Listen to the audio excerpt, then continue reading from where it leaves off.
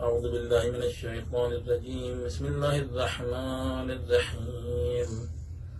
ياسين والقرآن الحكيم إنك لمن المرسلين على صراط مستقيم تنزيل العزيز الرحيم لتنذر قوما ما أنذر آباؤهم فهم غافلون لقد حق القول على أكثرهم فهم لا يؤمنون إنا جعلنا في أعناقهم أغلالا فهي إلى الأذقان فهم مقمحون وجعلنا من بين يديهم سدا ومن خلفهم سدا فأغشيناهم فهم لا يبصرون وسواء عليهم أنذرتهم أم لم تنذرهم لا يؤمنون إنما تنذر من اتبع الذكر فخشي الرحمن بالغيب فبشره بمغفرة وأجر كريم إنا نحن نحيي الموتى ونكتب ما قدموا وآثارهم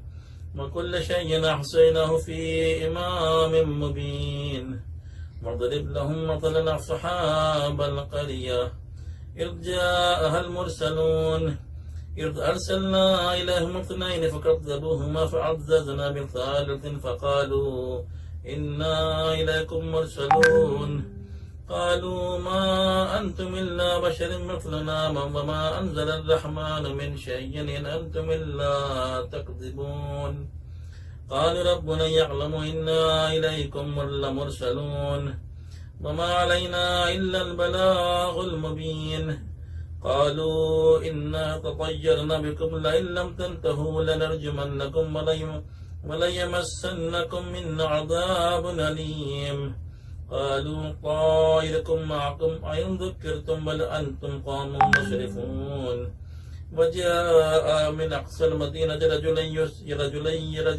يسعى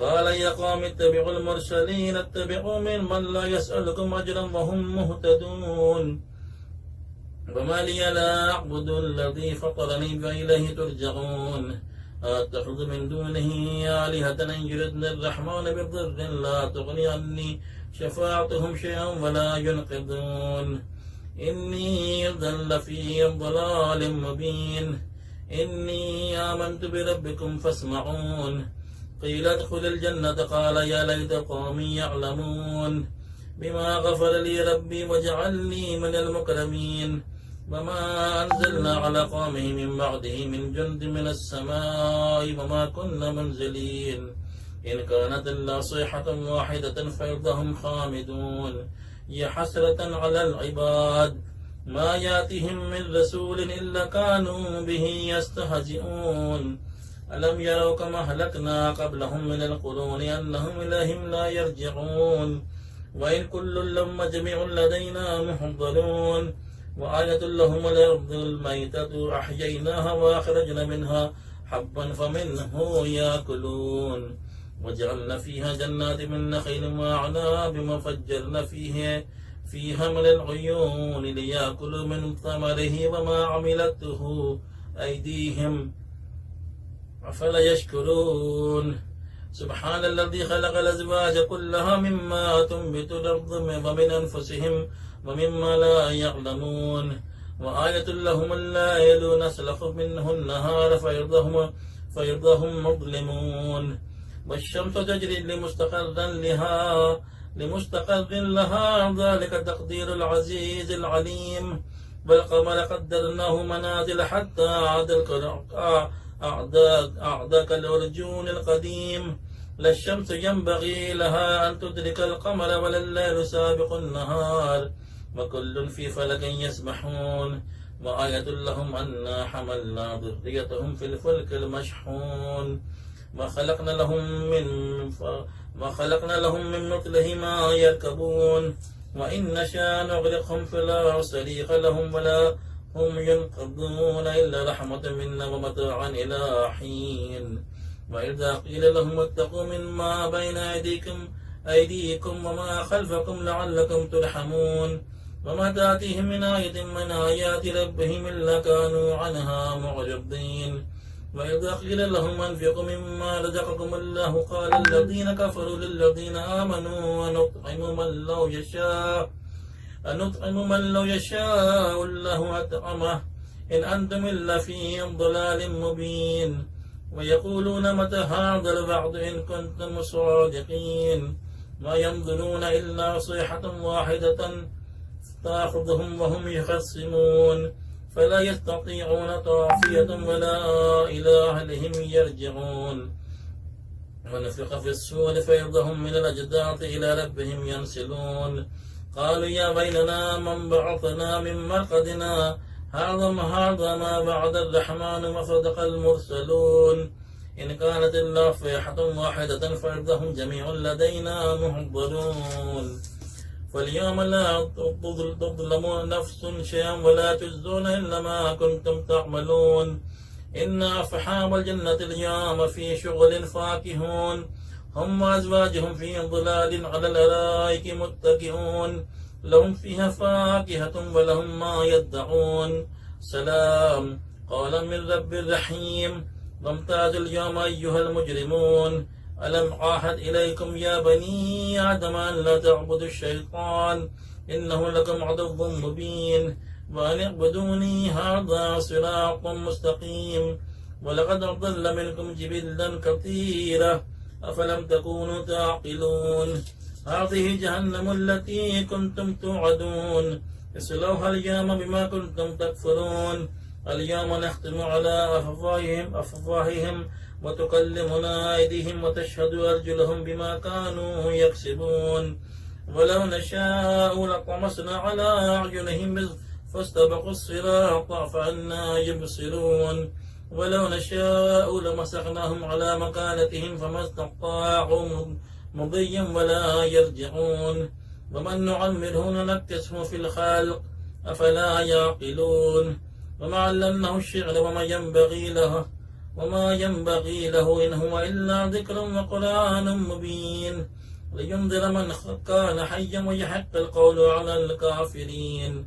أولم يروا أنا خلقنا لهم مما عملت أيدينا أنعاما فهم لها مالكون وظللناها لهم فمنها ركوبهم ومنها يأكلون ولهم فيها منافع ومشارب أفلا يشكرون واتخذوا من دون الله آلهة لعلهم ينصرون.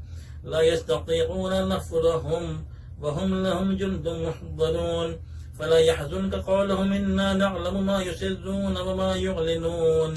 أولم ير الإنسان أنا خلقناه من نطفة فإذا هو خصيم مبين وضرب لنا مثلا ونسي خلقه قال من يحيي العظام وهي رميم قل يحييها الذي أنشأها أول مرة وهو بكل شيء بكل خلق عليم. للذي جعل لكم من الشجر الأخضر نارا فإذا أنتم منه توقدون. أوليس الذي خلق السماوات والأرض بقادر على أن يخلق مثلهم بلى وهو الخلاق العليم. إنما أمره إذا أراد شيئا أن يقول له كن فيكون. فسبحان الذي بيده ملكوت كل شيء وإليه ترجعون. صدق الله العلي العظيم. محمد وآل محمد.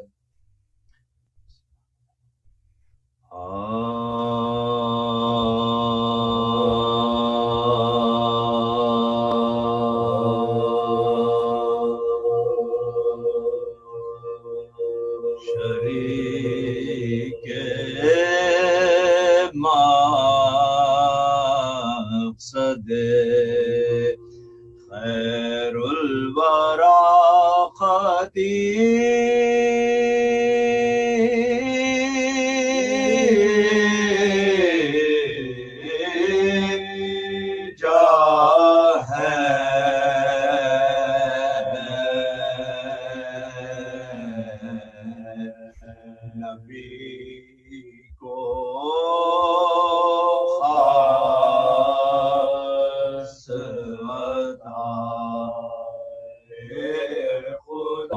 محمد وآل محمد.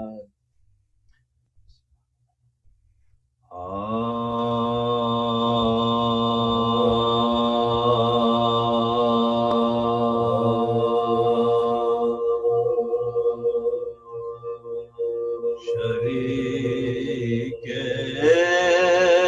मक़सद खैरुल वरा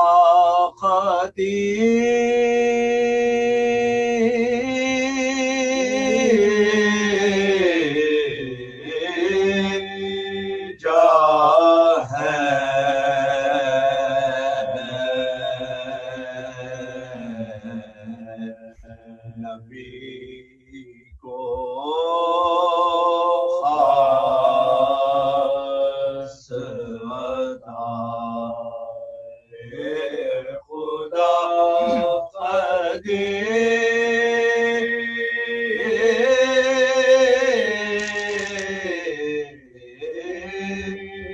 जा है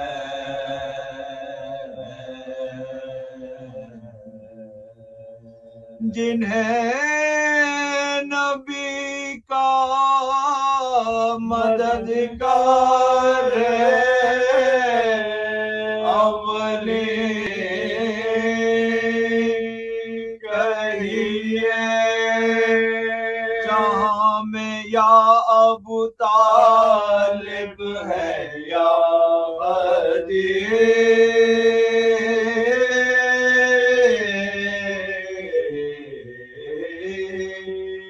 जा है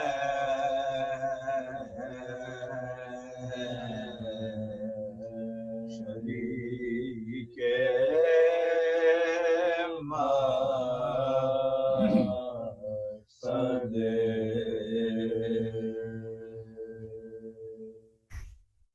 सलाम की चंद अशार हदीये समाते हैं। एक दफा फिर बवाज़ बुलंद नारे सलवात अल्लाहुम्मा सल्लि अला Muhammad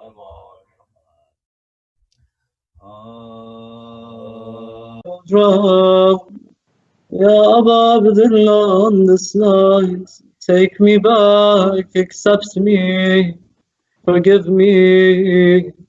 Allahumma salli ala Muhammadin وآل محمد وعجل فرجهم.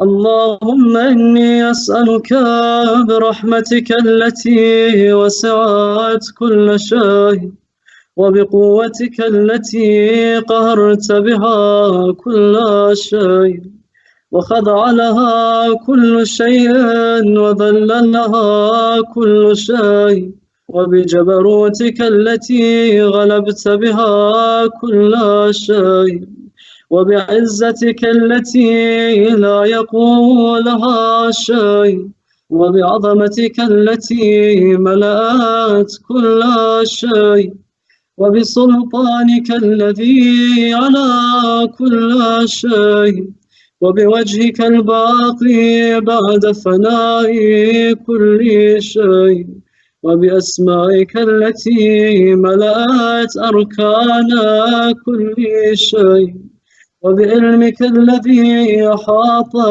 بكل شيء وبنور وجهك الذي أضاء له كل شيء.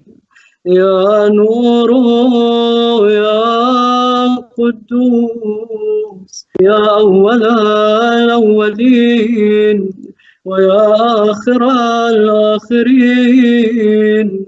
اللهم اغفر لي الذنوب التي تهتك العسام. اللهم اغفر لي الذنوب التي تنزل النقام. اللهم اغفر لي الذنوب التي تغير النعام. اللهم اغفر لي الذنوب التي تحبس الدعاء. اللهم اغفر لي الذنوب التي تنزل البلاء. اللهم اغفر لي كل ذنب أذنبته وكل خطيئة أخطأتها. اللهم إني أتقرب إليك بذكرك واستشفع بك إلى نفسك وأسألك بجودك أن تدنيني من قربك وأن توزعني شكرك وأن تلهمني ذكرك. اللهم إني أسألك سؤال خاضع متذلل خاشع أن تسامحني وترحمني وتجعلني بقسمك راضيا قانعا وفي جميع الأحوال متواضعا. اللهم وأسألك سؤال من اشتدت فاقته وأنزل بك عند الشدائد حاجته وعظم فيما عندك رغبته. اللهم عظم سلطانك وعلى مكانك وخفي مكرك وظهر أمرك وغلب قهرك وجرت قدرتك ولا يمكن الفرار من حكومتك. اللهم لا أجد لذنوبي غافرا ولا لقبائحي ساترا ولا لشيء من عملي القبيح بالحسن مبدلا غيرك. لا إله إلا أنت سبحانك وبحمدك.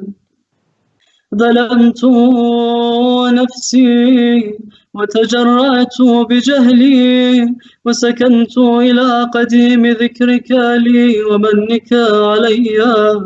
اللهم مولاي كم من قبيح سترت وكم من فاتح من البلاء يقلت وكم من عثار وقيت وكم من مكروه دفعت وكم من ثناء جميل لست أهلا له نشرت.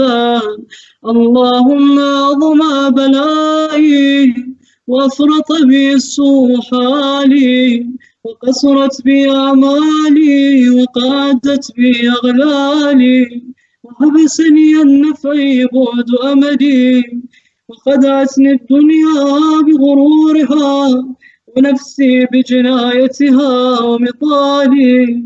يا سيدي فأسألك بعزتك أن لا يحجب عنك دعائي سوء عملي وفعالي ولا تفضحني بخفي ما اطلعت عليه من سري ولا تعاجلني بالعقوبة على ما عملته في خلواتي من سوء فعلي وإساءتي ودوام تفريطي وجهالتي وكثرة شهواتي وغفلتي. وكن اللهم بعزتك لي في كل الأحوال رؤوفا وعلي في جميع الأمور عطوفا. إلهي وربي من لي غيره أسأله كشف ضري والنظر في أمري.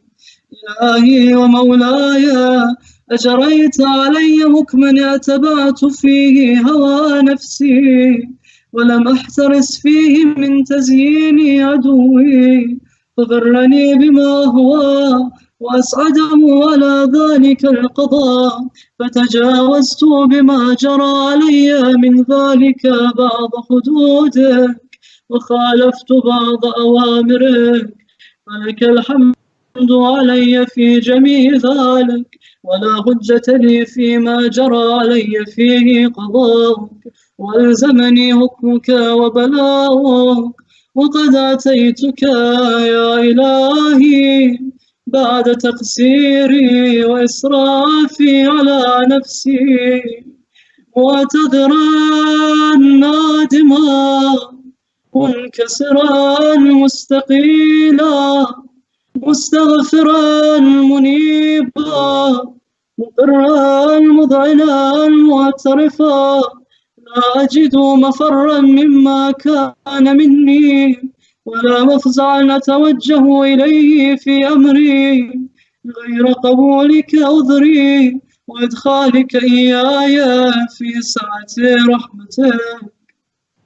اللهم فاقبل عذري وارحم شدة ضري وفكني من شدي وثاقي. يا رب ارحم ضعف بدني ورقة جلدي ودقة عظمي. يا من بدأ خلقي وذكري وتربيتي وبري وتغذيتي هبني لابتداء كرمك وسالف برك بي. يا إلهي وسيدي وربي أتراك مؤذبي بنارك بعد توحيدك وبعد من طوى عليه قلبي من معرفتك ولهج به لساني من ذكرك واعتقده ضميري من حبك وبعد صدق اعترافي ودعائي خاضعا لربوبيتك هيهات أنت أكرم من أن تضيع من ربيت أو تبعد من أدنيت أو تشرد من آويت أو تسلم إلى البلاء من كفيته ورحمت. وليت شعري يا سيدي وإلهي ومولاي تسلط النار على وجوه خرت لعظمتك ساجدا وعلى ألسن نطقت بتوحيدك صادقا وبشكرك مادحا وعلى قلوب اعترفت بإلهيتك محققا وعلى ضمائر حوت من العلم بك حتى صارت خاشعة وعلى جوارح سعت إلى أوطان تعبدك طايا وأشارت باستغفارك مذعنا ما هكذا الظن بك ولا أخبرنا بفضلك عنك يا كريم يا رب وأنت تعلم ضعفا قليل من بلاء الدنيا وعقوباتها وما يجري فيها من المكاره على أهلها على أن ذلك بلاء ومكروه قليل مكثور يسير بقاء قصير مدته فكيف احتمالي لبلاء الآخرة وجليل وقوع المكاره فيها وهو بلاء تطول مدته ويدوم مقامه ولا يخفف عن أهله لأنه لا يكون إلا عن غضبك وانتقامك وسخطك وهذا ما لا تقوم له السماوات والأرض يا سيدي فكيف لي وأنا عبدك الضعيف الذليل الحقير المسكين المستكين يا إلهي وربي وسيدي ومولاي لأي الأمور إليك أشكو ولما منها ضج وأبكي لأليم العذاب وشدته أم لطول البلاء ومدته فلئن صيرتني للعقوبات مع أعدائك وجمعت بيني وبين أهل بلائك وفرقت بيني وبين أحبائك وأوليائك فهبني يا إلهي وسيدي ومولاي وربي صبرت على عذابك فكيف أصبر على فراقك وحبني صبرت على حر نارك فكيف أصبر عن النظر إلى كرامتك أم كيف أسكن في النار ورجائي أفوهك وبعزتك يا سيدي ومولاي أقسم صادقا لئن تركتني ناطقا لأذجن إليك بين أهلها ضجيج الهاملين ولأصرخن إليك صراخ المستصرخين ولأبكين عليك بكاء الفاقدين ولأنادينك أين كنت يا ولي المؤمنين يا غاية آمال العارفين يا غياث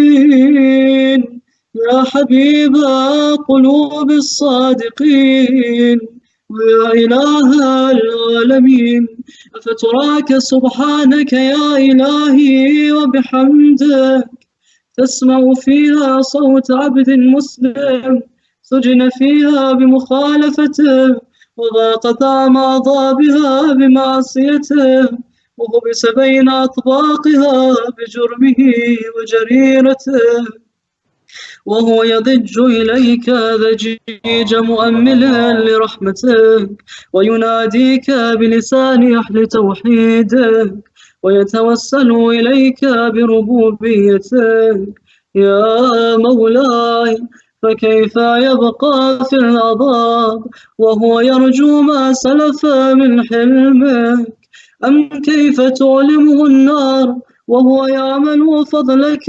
ورحمتك أم كيف يهرقه لهيبها وأنت تسمع صوتا وترى مكانا؟ أم كيف يشتمل عليه زفيرها وأنت تعلم ضعفه؟ أم كيف يتقلقل بين أطباقها وأنت تعلم صدقا؟ أم كيف تزجر زبانيتها وهو يناديك يا ربا؟ أم كيف يرجو فضلك في عتقه منها فتتركه فيها؟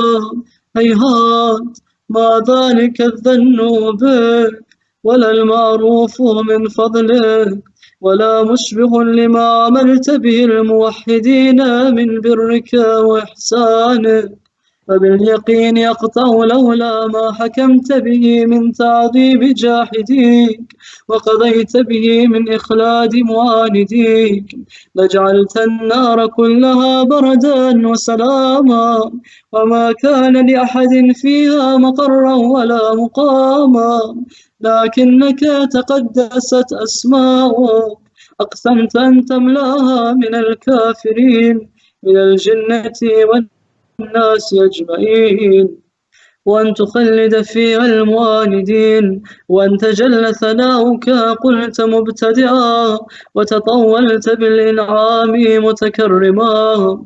أفمن كان مؤمنا كمن كان فاسقا لا يستوون. إلهي وسيدي، فأسألك بالقدرة التي قدرتها وبالقضية التي حتمتها وحكمتها وغلبت من عليه أجريتها أن تهب لي في هذه الليلة وفي هذه الساعة كل جرم أجرمته وكل ذنب أذنبته وكل قبيح أسررته وكل جهل عملته وكتمته أو أعلنته أخفيته أو أظهرته وكل سيئة أمرت بإثباتها الكرام الكاتبين الذين وكلتهم بحفظ ما يكون مني وجعلتهم شهودا علي مع جوارحي، وكنت أنت الرقيب علي من ورائهم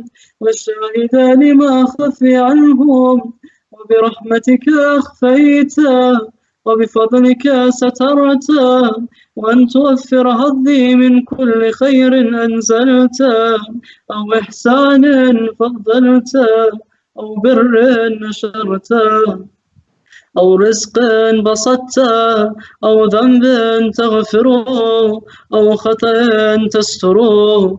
يا ربي يا ربي يا رب، يا إلهي وسيدي ومولاي ومالك رقي، يا من بيده ناصيتي، يا عليما بضري ومسكنتي، يا خبيرا بفقري وفاقتي، يا ربي يا ربي يا رب، أسألك بحقك وقدسك وأعظم صفاتك وأسمائك أن تجعل أوقاتي من الليل والنهار بذكرك معمورا وبخدمتك موصولا وأعمالي عندك مقبولا، حتى تكون أعمالي وأورادي كلها وردا واحدا وحالي في خدمتك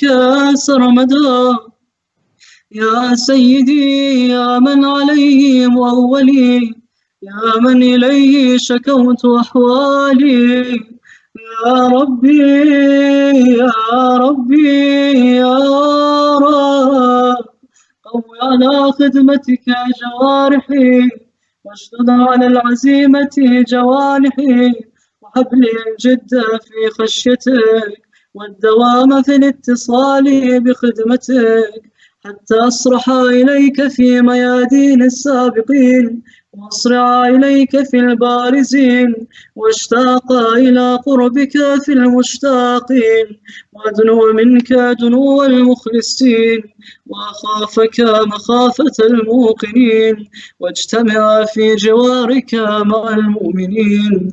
اللهم ومن أرادني بسوء فارد، ومن كادني فكد، واجعلني من أحسن عبيدك نصيبا عندك، وأقربهم منزلة منك، وأخصهم زلفة لديك، فإنه لا ينال ذلك إلا بفضلك. وجد لي بجودك، وأعطف علي بمجدك، واحفظني برحمتك، واجعل لساني بذكرك لهجا، وقلبي بحبك متيما، ومن علي بحسن إجابتك، وأقلني يثرتي، واغفر زلتي، فإنك قضيت على عبادك بعبادتك، وأمرتهم بدعائك، وضمنت لهم الإجابة. فإليك يا ربي نصبت وجهي، وإليك يا ربي مددت يدي، فبعزتك استجب لي دعائي، وبلغني منايا، ولا تقطع من فضلك رجائي، واكفني شر الجن والإنس من أعدائي. يا سريع الرضا، اغفر لمن لا يملك إلا الدعاء، فإنك فعال لما تشاء. يا من اسمه دواء، وذكره شفاء، وطاعته غنى، ارحم من رأس ماله الرجاء، وسلاحه البكاء. يا سابغ النعم، يا دافع النقم، يا نور المستوحشين في الظلام، يا عالما لا يعلم، صل على محمد وآل محمد، وافعل بما أنت أحلوه. وصلى الله على رسوله والأئمة الميامين من آله، وسلم تسليما كثيرا. All of those who have asked us iltimas ad-dua, all of those who are struggling, all of those who are sick, but most importantly for the faraj of our Savior, our Mawla, Imam Sahib al-Zaman. Let's recite this ayah 5 times and then iltimas ad-dua. بسم الله الرحمن الرحيم. أما يجيب المضطر إذا دعاه ويكشف السوء، أما يجيب المضطر إذا دعاه ويكشف السوء، أما يجيب المضطر إذا دعاه ويكشف السوء، أما يجيب المضطر إذا دعاه ويكشف السوء. Yes, Ya Allah. Our most important dua on the night of Friday is the hastening of the reappearance of our Master Imam Sahib al-Zaman. We ask you make us the means for the hastening of his reappearance, the destruction of the oppressors and the enemies of Islam. Make us the means for the aid and the relief for the oppressed, for all the Shia of Amir al-Mu'mineen that are suffering, all those who are sick, all those who have been separated from their families. We ask you, Ya Allah, make us the means for goodness and justice to spread in the world and the defeat of oppression and injustice. وَأَجِّلِ اللَّهُمَّ فِي فَرْجِ مَوْلَانَا صَاحِبَ الزَّمَانِ, for your marhumin and the shuhada. Recite one surah al-Fatiha followed by 3 ikhlas, but before that the loudest of your salawat.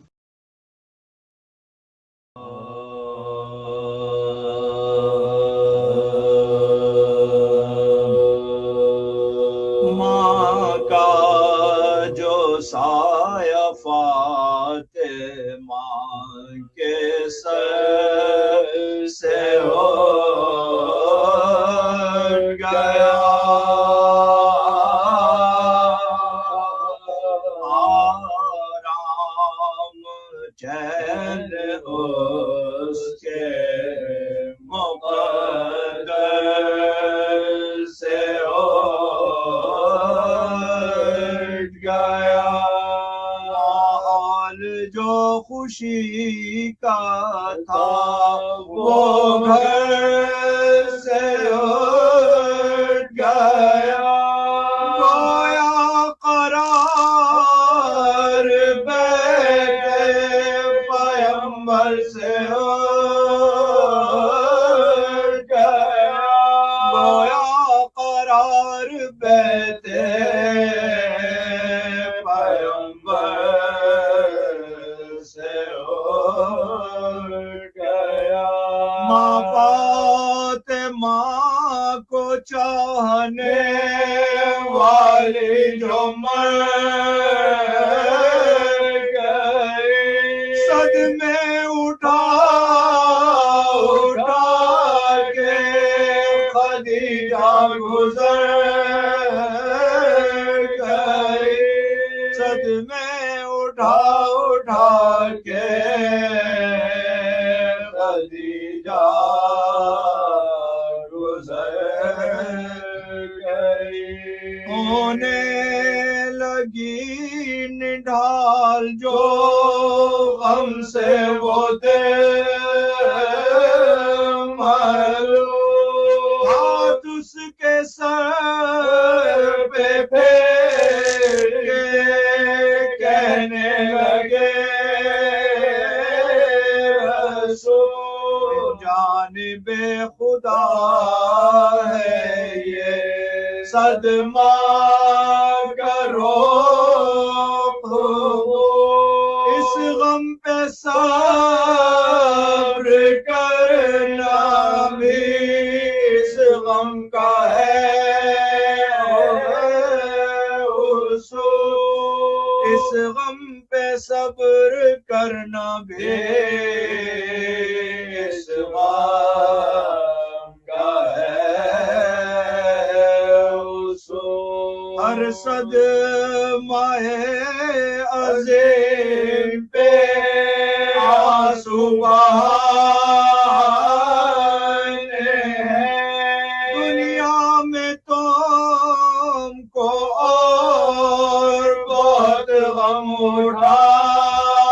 اٹھانے ہیں دنیا میں تم کو اور بہت غم اٹھانے ہیں طے ہو چکا جو غسل و کفن کا بھی مرحلہ تیار ہو گیا جو جنازہ خدیجہ کا بیٹی نے ماں کا آخری دیدار کر لیا زہرا کا غم رسول سے دیکھا نہ جا سکا زہرا کا غم رسول سے دیکھا نہ جا سکا پڑھتے علام سے زہرا کی حالت بگڑ گئی اس کم سنی میں ماں سے یہ بچی بگڑ گئی اس کم سنی میں ماں سے یہ بچی بچھڑ گئی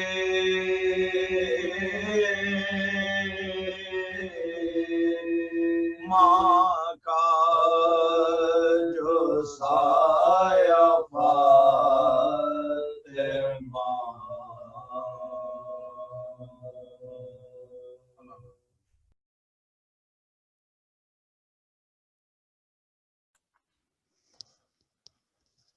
أعوذ بالله من الشيطان الرجيم بسم الله الرحمن الرحيم الحمد لله الذي لا يبلغ مدحته القائلون ولا يحصي نعماءه الأعدون ولا يؤدي حقه المجتحدون الذي لا يدركه بعد الحمم ولا يناله غوص الفطن ثم الصلاة والسلام على أشرف الأنبياء والمرسلين حبيب قلوبنا وطبيب نفوسنا وشفيع ذنوبنا سيدنا ومولانا أبي القاسم محمد اللهم صل على محمد وآل محمد وعجل فرجهم وآل بيته الطيبين الطاهرين المعصومين المظلومين لا سيما بقية الله في الأرضين صاحب العصر والزمان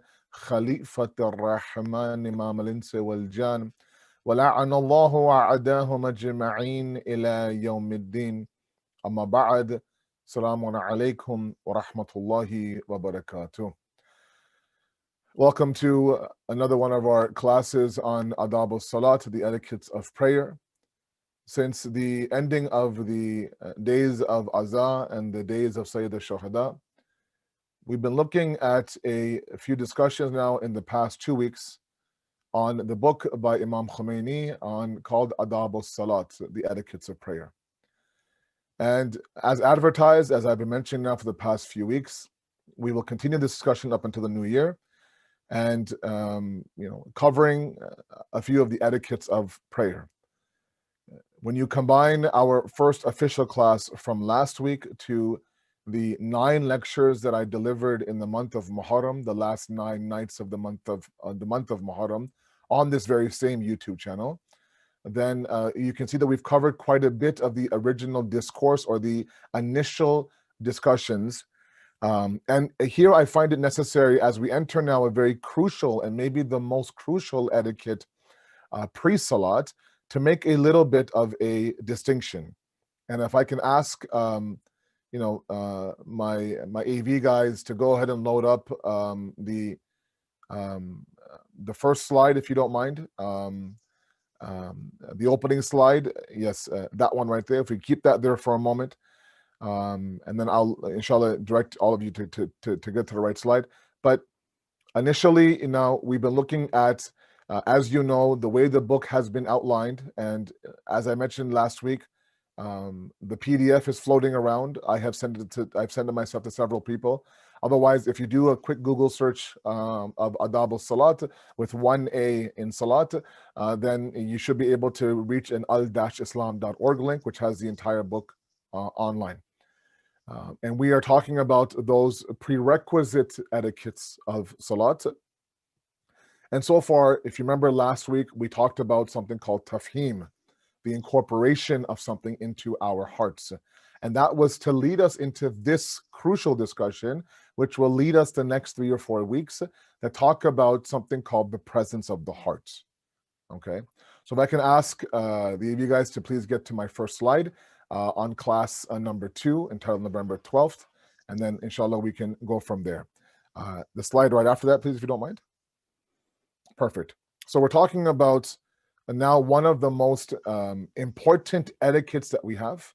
And I'm going to actually load up my own local PowerPoint here, so I don't feed off of the thing because my eyesight is low. But I'm going to put on my glasses. Okay, so the first point that I want to make up, as the AV guys load up my first bullet point there, let's first of all make a distinction from now between these 2 etiquettes. Okay, Adab al-Qalbiyya wa Adab al-Salat. Yes, the book is called The Etiquettes of Prayer. But Imam Khomeini now is very clear by saying that if we don't have the etiquettes of the heart established initially, the etiquettes of prayers won't have any impact on us. What we've been discussing from the Muharram Ashra all the way through last week to this week and moving forward to January are all going to be Adab al-Qalbiyya, the etiquettes of the heart, okay, which includes everything we discussed in the Muharram Ashra, and also the ones that we will discuss now the next few weeks. Because now the last, I think, 4 or 5 chapters in this initial discourse, before even getting to wudu of Salat, what has to do with preparing the heart and the internal kingdom for this mi'raj and this ascension that we call salat. Okay, so it is not possible for us to delve into ruku and sujood and qiyam and wudu and those adab of salat, the etiquettes of prayer, without us really having a good comprehensive discussion on what's called adab al-qalbiyeh, those etiquettes of the heart. Okay, and that's where we have reached now. That Imam Khomeini refers to as the single most important etiquette of this act of worship, as described in my second point there. If we can look at the second bullet point there, we can see that everything now is dependent on the presence of the heart. This is what is referred to as huzur qalb. That without the presence of the heart inside any act of worship, that worship now becomes spiritless. Okay. Now I've been hammering the point home about the external form and the internal form, right? The exoteric and the esoteric, the zahir and the batin. And the point is for us to reach a level where the salat now penetrates the external shell and actually reaches the internal kingdom and engraves itself onto our soul, enters into our heart, such that when this body now is buried in this ground, whenever it is, we will move forward and our salat will also follow us as well and become a witness for us in a world where we will be searching for witnesses for our own character, our own faith. Okay, so these are now crucial discussions. He has spent the next 3 or 4 chapters talking about this one etiquette alone. Usually he refers to one etiquette per chapter, but for this huzur qalb, those of you who have kind of gone ahead a little bit, you'll notice that this discussion that we'll have today is not a practical one. I know a lot of you are looking for practical steps. Inshallah, he'll get to that. He spends one single chapter, Imam Khomeini does, on simple traditions and ahadith that have to do with the presence of the heart. And then he gets to practical tips and, more importantly, practical implications for those who refuse to now allow their heart to be inside of salat. So later on now, wandering imaginations, love of this world, distraction from salat, all these things are all nothing but an effect and a repercussion of a lack of the heart inside of this salat. Okay, so and this is obviously just in my normal talk with people every day when it comes to salat, and the really the good amount of feedback I've received about this topic is the fact that this is a difficult mission for a lot of people. For me, to be hadir, to be present inside that salat at all times has been a lifelong challenge for many of us. Many of us complain that the mind wanders the moment that I start my salats, and I can never quite, maintain a focus or a direction in the duration of my, 3 to 4 minutes of salat. Think about that for a moment. Before I get to that third point, think about that for a moment. If we physically time our salat, a 4 rakat unit, okay, which is the most that we're asked to pray, it should not take us more than 5 minutes, 5 exact minutes. Okay, if you like to stretch your ruku and sujood, maybe 5 to 6 minutes. In that 5 to 6 minutes, shaitan is so in tune and is so intimidated by this act of worship that shaitan works day in and day out to make sure that even for 5 minutes, guys, we can't keep our focus for Allah subhanahu wa ta'ala. Okay, it goes to show you how important this salat is. It goes to show you that even shaitan now, through his actions, has identified that if this believer of God now is to master their salat, I'll be rendered a little bit weak inside of him. And inshallah, we'll get to that discussion tonight. We have some amazing points to mention tonight. Inshallah, all of you are with me. Hopefully, you're sitting with your families. But anybody who wishes to get a hand on the PDF, please message me privately. And I will be more than happy to send that to you for sure. The first thing that I'm going to mention, the third bullet point now on this slide for my AV guys, is that we are looking ultimately now to harmonize the eye into my salats. Okay. One of the most beautiful du'as that we have in the Quran from Nabi Ibrahim is, when he says, "Inna salati wa nusuki wa mahyaya wa mamati lillahi rabbil alameen." That my salat, look at the wording now, salati, my salat, my sacrifice or my worship, my life and my death is for who? Lillahi, is for Allah subhanahu wa ta'ala. Okay, meaning that I take something that is mine. Now, the pronoun used after salat, after nusuk, after mahya, after maut is the ya. The ya pronoun in Arabic denotes me, right? Kitab, kitabi, book, my book, right?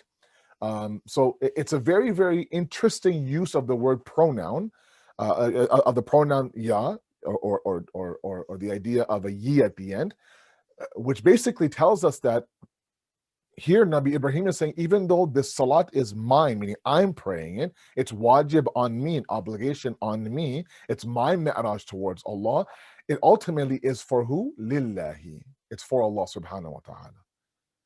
Okay? But he uses the word my salats, which means that the I that I have referred to already, I spent an entire majlis in my ashra talking about what the I-ness is inside of us, that unifying dimension, through the various changes of our physical realm. The I-ness inside of us has to be attached to our salats. Okay, so now it's just, it's not just salat, it's the idea that I am the salats, right? I am the Quran. I am the month of Ramadan. I drown myself in the act of worship. I drown myself in the book, such that I lose my sense. I don't know where I am and where this act of worship is. Okay. And if you remember in my Muharram Ashra, we talked about Izzati Rububiyat and Dhillati Ubudiyah, right? The grandeur and the majesty of the Lord, right? And the weakness of the servants, right? When we understand our weakness, right? We understand we are dhalil, we are low in the presence of Allah subhanahu wa ta'ala. We wish to now what? Submerge ourselves, drown ourselves into the realm of Allah subhanahu wa ta'ala. That cannot happen until this presence of the heart is there. Okay. Now, let me make one point here before I get to my last bullet point of the first slide, and that is this. And I'll touch upon this in a couple of weeks again. A lot of you are looking for, I think, are looking for a certain and very specific level of presence of the heart. Okay. To be hadir, let's say, for example, okay, you're having a conversation with your spouse. Okay. There are signs to show your spouse that you are present in that conversation. Please follow me. You are present in that conversation.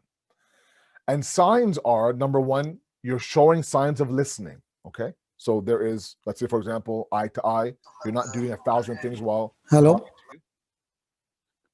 Right.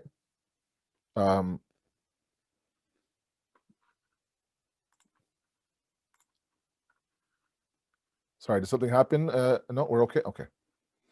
We're not doing 1,000 things, right? So that's one level. The second level is that you're engaging in the conversation. So if your spouse is making one point, you make a very relevant point, right? Let's say let's say your spouse talks about point A and you mention, I don't know, point F.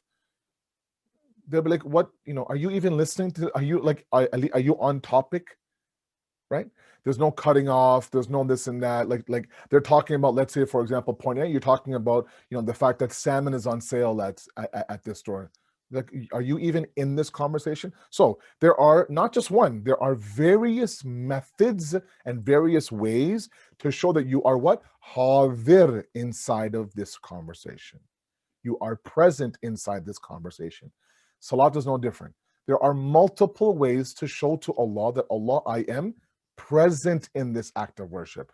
We want to make sure with Allah that we show him that we are present in this act of worship.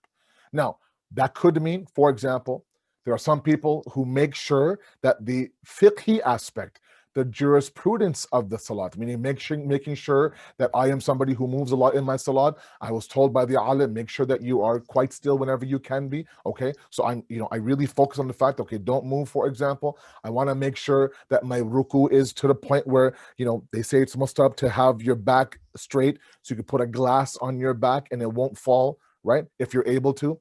I want to make sure that those things that are mustahab in my sujood, so for example, having a sajdaga under my nose is mustahab, right? And so my entire focus of the 4 rakat of Asr or Isha, for example, is just to make sure that I get the fiqh right, okay?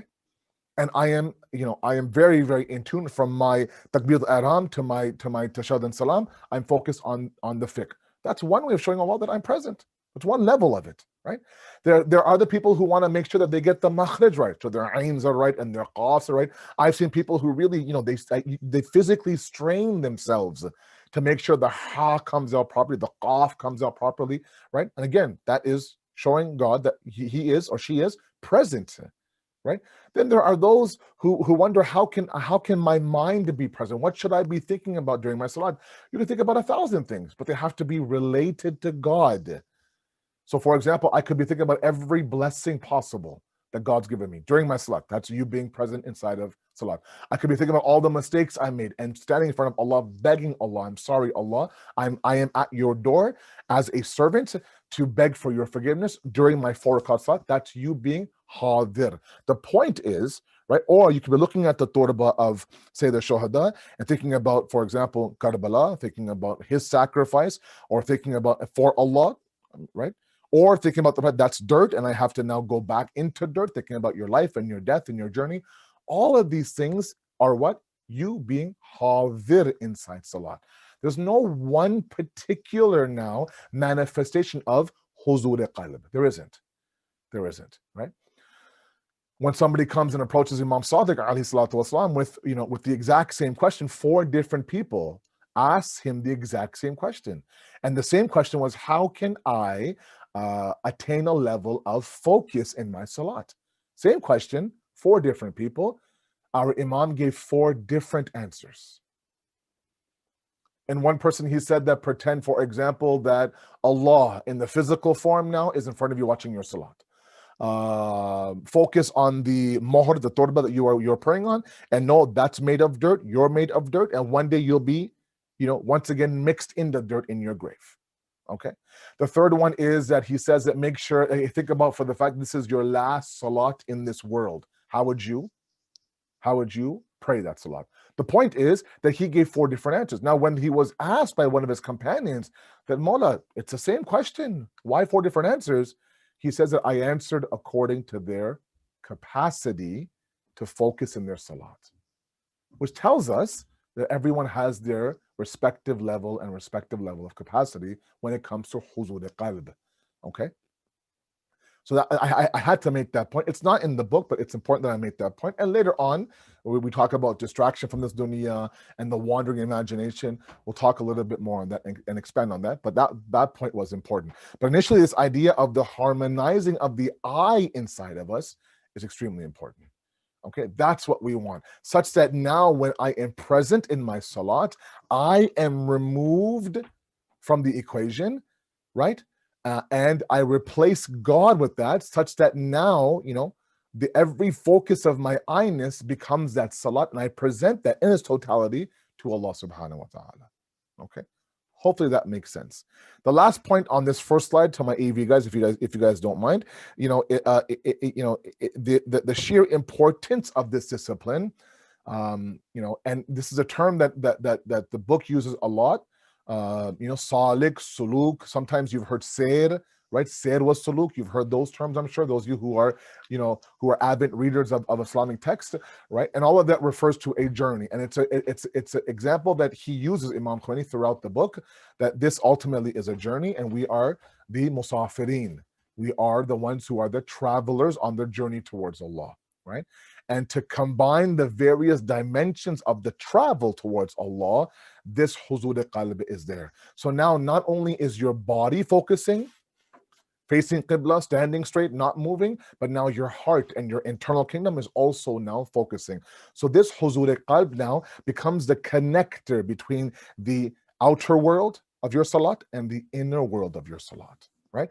The exoteric and the esoteric, the zahir and the batin. Okay? And that's why there are very, very, very intricate details when it comes to the fiqhi aspect of salat, right? 7 parts of the body, for example, right? How low can you go in terms of your ruku, for example, right? What surahs you can or can't read, right? Those kind of things are all there, because they want to now. Allah through His fiqh wants us to understand that there are intricate details of the outer that have to match the intricate movement of the inner. Hope that makes sense to all of you. So the huzur qalb now, the presence of the heart now does what? It combines the two. Otherwise, the body moves without any sort of real purpose, and it's just like, okay, I finished salat, but I have no idea what I just did, out of muscle memory, and inshallah, Allah accepts it. Okay. Now, one thing that he does in this chapter, initially in this massive topic of huzur qalb, and if I can have the next slide, please, if you don't mind, is that he talks about the beautiful effects of the one who constantly works towards this lofty station of being present by the heart inside your salat. Okay. And he brings about a very important point, and one that has to be understood properly. We don't want to, go down dangerous paths here, nor do we want to create a dangerous level of understanding, or give the enemies of Islam or the enemies of Tashayyu a reason to label us as mushriks. We don't want that to happen. So it is important that we understand that through the continuous struggle, and it's a struggle, it's a lifelong struggle, to be present in your salat, you end up now entering the realm of this sublime resemblance. Okay, mithali a'la. This, and I'll explain through the points in a moment here. But let's have the first point up, please, if you don't mind. And the lofty position, as I wrote in the slide, the lofty position that huzur qalb has is that with enough effort you attain a sublime station, to the point now, it's example I gave you, and I'll back it up right now with hadith, that you say to something be, and it is. And you're thinking, whoa, wait a second now. I mean, those are godly attributes. That's divinity, right? And that's why I said a sublime resemblance. Now, if we can load up the hadith, please, if you don't mind. I'm assuming I did my animations properly. Yes, I did. Beautiful. So look at this hadith. I'm not sure how big the font size is on your device, but look at this very, very powerful hadith, and I want all of you to please understand it. I have about 10 minutes left. It's a hadith by our Holy Prophet sallallahu alaihi wasallam. Allahumma salli ala Muhammad. Found in Ilm al-Yaqeen. It's a Ilm al-Yaqeen, a very powerful book. He talks about the people of Jannah. Okay, and he says that an angel will come to them. Come to who? Come to the people of the heavens, after asking permission from them, like, may I enter your company? May I address you? May I speak to you? Okay. So right away off the bat, now you understand the lofty position, the high maqam of the Ahl Jannah. That someone like the angels now have to come and seek permission now simply to be in your company. He enters, he being the angel, and conveys Allah's salams onto them. Allah Akbar. Just that part alone now, it's just it sends shockwaves in the eternal kingdom. To have Allah now come and say Assalamu alaikum to you, that alone is worth it. But it doesn't stop there. Conveys the salams of Allah to them, meaning to people of heaven, and then he does what? The angel delivers a letter from Allah. Please understand very carefully. And that letter, and look at the wording now, and look at the very precise capitalization inside the hadith. From the ever-living, the everlasting, who never dies. Okay? To the ever-living, the everlasting, who never dies. Okay, let's stop there for a moment, okay? So obviously, the ever-living, The Hayyul Qayyum, and the everlasting is Allah subhanahu wa ta'ala. But look at the way Allah now, in his beautiful poetic way, he says this is a letter from the ever-living and the everlasting to the ever-living and the everlasting. From the Hayyul Qayyum to the Hayyul Qayyum. And the letter is to who? To the people of Jannah, right? You think, well, wait a second now. Obviously now. That is a resemblance of God. Okay? God was Hayy, God was Qayyim, God was Hayyul and Qayyum on his own, without any sort of process of creation. If we have reached that level in paradise, if any of you, inshallah, reach that level of paradise where you get to a level down where you'll receive this letter, then obviously that station that you've reached, I mean, bila tashbih, right? Laysa kamithlihi shay. We're not talking about Allah and God and us being at the same level horizontally. Of course not. That's shirk. But when we begin to resemble the attributes of God, right? We have to make a very, very distinct difference between, the owner of the attributes, the one that the attributes are engraved in, right?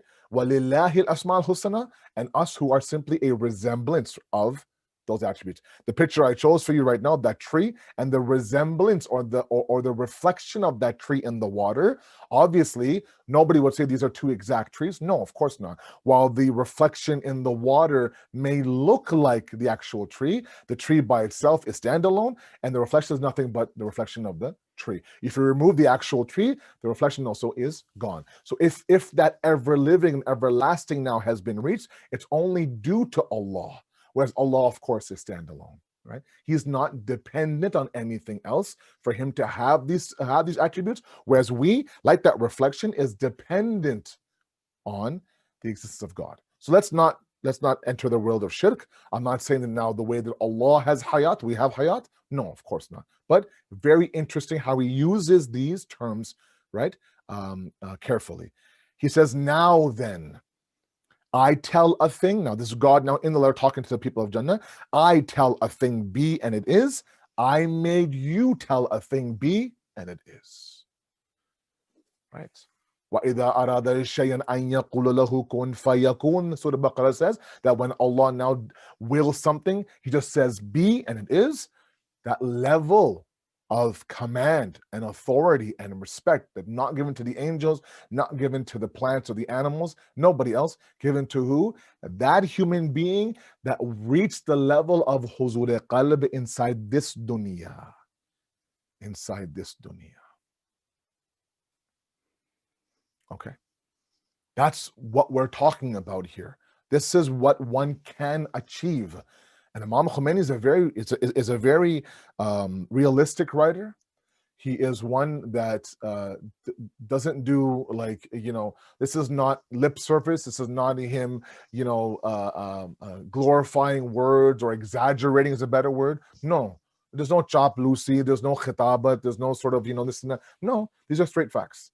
And the only purpose, if I can have the next 2 points, my last 2 points of today's class loaded by the AV guys, he then says, the Messenger of Allah continues, he says, hence no one of the people of paradise says to something be unless it will be. Okay? Now, my last point that I want to spend a little bit of time on, and I know by 8:35, inshallah, I'll be done. I'll be done by 8:34, actually. That's 6 more minutes.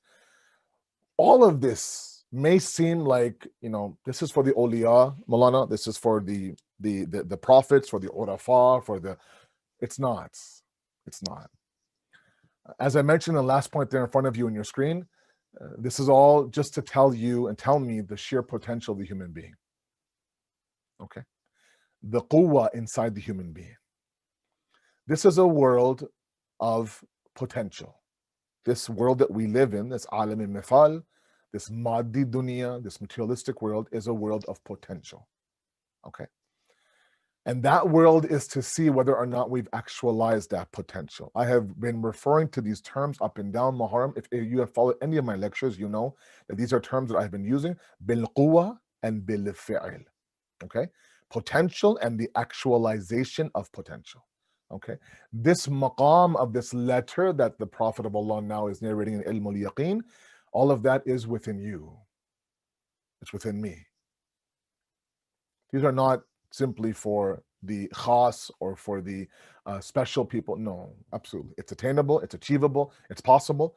And it is a struggle, of course. It is a station, a lofty one, a high one, a sublime one that definitely now can be reached if we simply understand our potential. Right? Remember, one thing that I want to mention for sure in the closing of this class tonight is the fact that one of our biggest strengths as human being is our irada, is our will. Okay? We can have all the tools, we can have all the strengths, we can have all the abilities, we can have everything around us. If we don't have the will to do something, it's not going to happen. Okay? And it is that human will that is one of the strongest forces we have. Sometimes we've seen individuals that have no business achieving the success that they've had, but through sheer will, even when the lack of resources aren't there, they're able to now achieve what their will desired, what their will wanted, what their irada wanted. Okay? Because that's a strength that cannot happen. I'll give you an example. We're talking about what, the 40s and 50s. Let's say, for example, a human being says, I want to fly. You think, wait a second, I mean, that's absurd. That's absurd. You're not an animal, you don't have wings. Flight in the air are for those creatures that have been given wings. You don't have wings. Right? But the human says, no, we're going to fly. So what does he do? He creates wings. Creates wings now, ends up flying in the air. Okay, creating this mechanism of an airplane, of air traffic, of flight, all of that to what? To fulfill this will that the human being had to fly. Okay. Our level of success in terms of this huzur-e-qalb mission, and it is a mission, it's a battle, it's an ongoing struggle, is completely and absolutely connected with our will to succeed.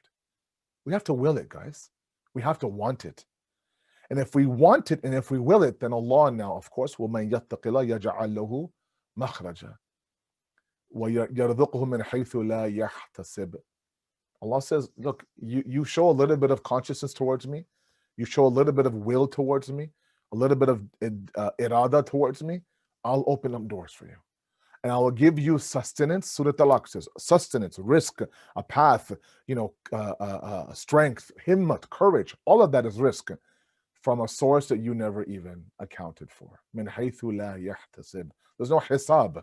You had no idea this was a path, and the path opened up. You thought it was a brick wall. It's actually a door. It opens up and you walk through. Like, oh my goodness, it's exactly what I was looking for. But it took that initial step for you to do it. Okay. This first chapter on huzur al-qalb, because then the next chapter is only ahadith.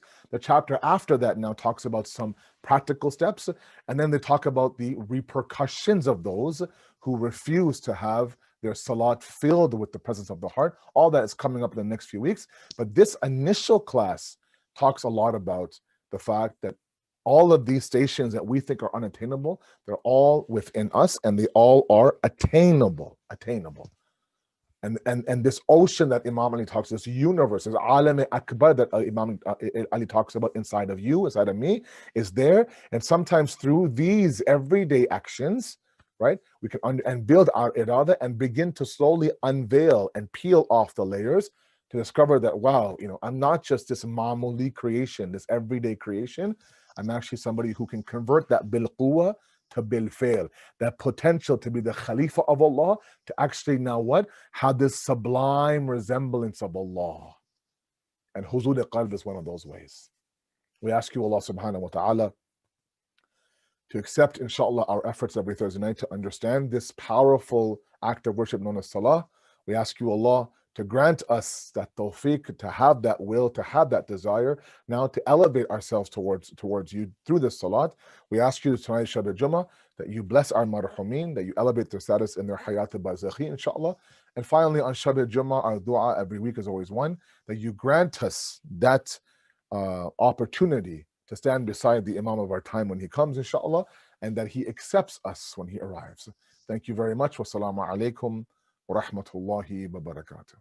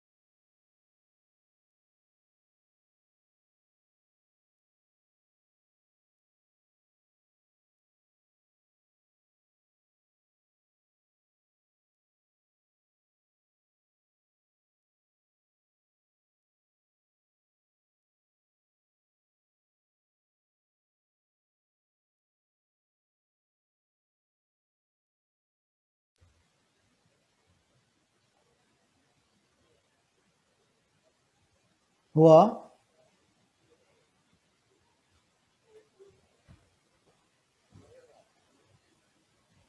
Hello,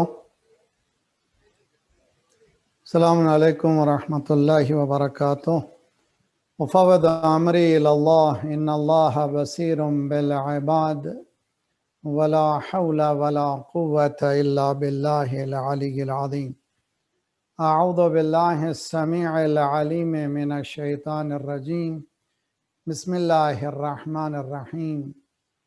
الحمد للہ الذی اسمہ دوا وذکرہ شفاء وطاعتہ غنا.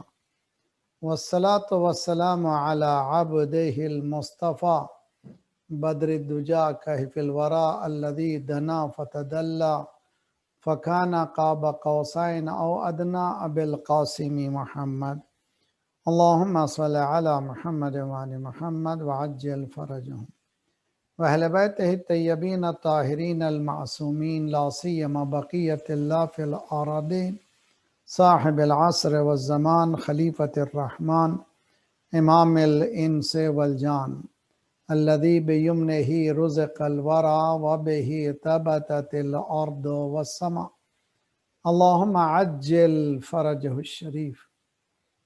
شب جمعہ ہے، بہترین عبادت درود ہے، اور دعا یہ ہے کہ پہلی اور آخری کہ جلد سے جلد مولا کا ظہور ہو، یہ تمام بلائیں، عذاب، مشکلات انسانی دور ہوں، اور اس کے لیے فکری اور جسمانی تیاری بہت ضروری ہے، اور اس کے ساتھ دعا بہترین وسیلہ ہے. بسم اللہ الرحمن الرحیم. اللہم کل ولیک الحجت ابن الحسن صلواتک علیہ وعلی آبائہ فی هذه الساعة وفی کل ساعة ولی وحافظ وقائد وناصر ودلیل وعینا حتی تسکنہ ارضک طوعا وتمتعہ فیہا طویلا. اور پھر یہ قرآنی دعا، ربنا لا تؤاخذنا ان نسینا واخطأنا ربنا ولا تحمل علینا اسرا کما حملتہ علی الذین من قبلنا ربنا ولا تحملنا ما لا طاقة لنا به واعف عنا واغفر لنا وارحمنا انت مولانا فانصرنا على القوم الكافرين. اما بعد فقد قال الله وهو اصدق القائلين وقوله الحق. بسم الله الرحمن الرحيم. انما المؤمنون الذين اذا ذكر الله وجلت قلوبهم واذا تليت عليهم آياته زادتهم ایمانا وعلى ربهم يتوکلون. عزیزان گرامی، قرآنی مومن کے عنوان سے یہ ہونے والی شبہ جمعہ کی گفتگو ہے، جو کئی شب جمعہ سے تقریباً 1 سال سے زائد عرصے میں یہ گفتگو مسلسل جاری ہے.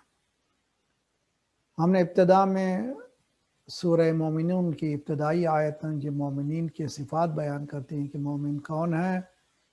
مومنین جو لوگ نماز میں خاشع رہتے ہیں، خضوع رکھتے ہیں، لغو سے دور رہتے ہیں، بیہودگی سے دور رہتے ہیں، زکوٰۃ کو ادا کرتے ہیں، اپنی چاسٹٹی کی حفاظت کرتے ہیں، اپنی عفت کی حفاظت کرتے ہیں، اور اپنے امانتوں کو واپس کرتے ہیں، جو وعدہ کرتے ہیں وہ پورا کرتے ہیں، اور اپنی نمازوں کی حفاظت کرتے ہیں. نمازوں کی حفاظت سے متعلق بھی ہم نے بتایا تھا، نماز کا جس کا ملکہ ہو گیا ہے، جس کی ڈسپوزیشن بن گئی ہے، وہ نماز کے بغیر بے چین رہتا ہے.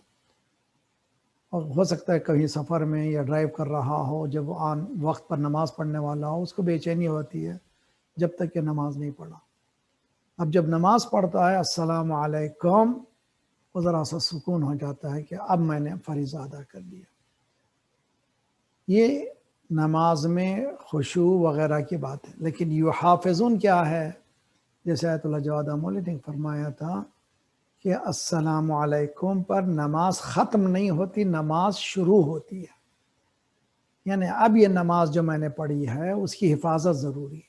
وہ حفاظت نماز کیا ہے؟ میری کردار سازی ہے، ہمارے اعمال کو اچھا رکھنا ہے، برائیوں سے دور رہنا ہے۔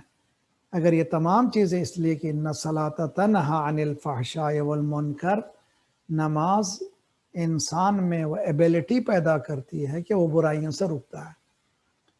اگر یہ ایبلٹی پیدا ہو گئی تو یہ والذین فی صلاتہم علی صلواتہم یحافظون، یہ نمازوں کی حفاظت مسلسل کر رہے ہیں۔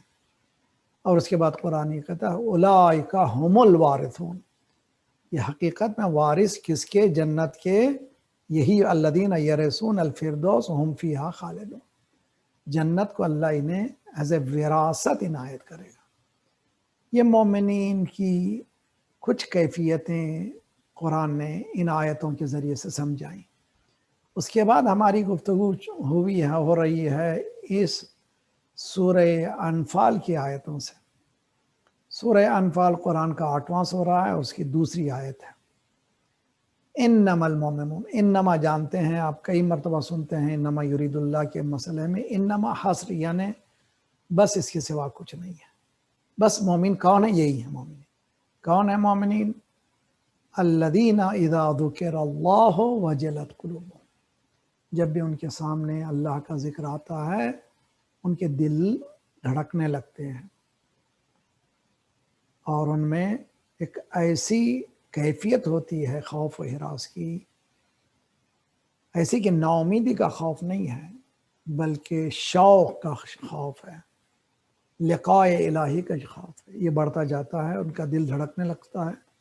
وَإِذَا تُلِيَتْ عَلَيْهِمْ آيَاتُ زَادَتْهُمْ ایمانا، اور جب ان پر آیتوں کی تلاوت کی جاتی ہے، یعنی ہر مرتبہ کوئی نہ کوئی عالم کچھ نہ کچھ پڑھا، کوئی خطیب، ہر مرتبہ علم میں اضافہ کرتے ہیں۔ زادتہم ایمانا، ہم نے کئی مرتبہ بتایا کہ ایمان اسٹیٹک نہیں ہے، ڈائنامک ہے، یعنی ایمان کسی مقام پہ رک جانے کا نام نہیں ہے، مسلسل ترقی کرنے کا نام ہے۔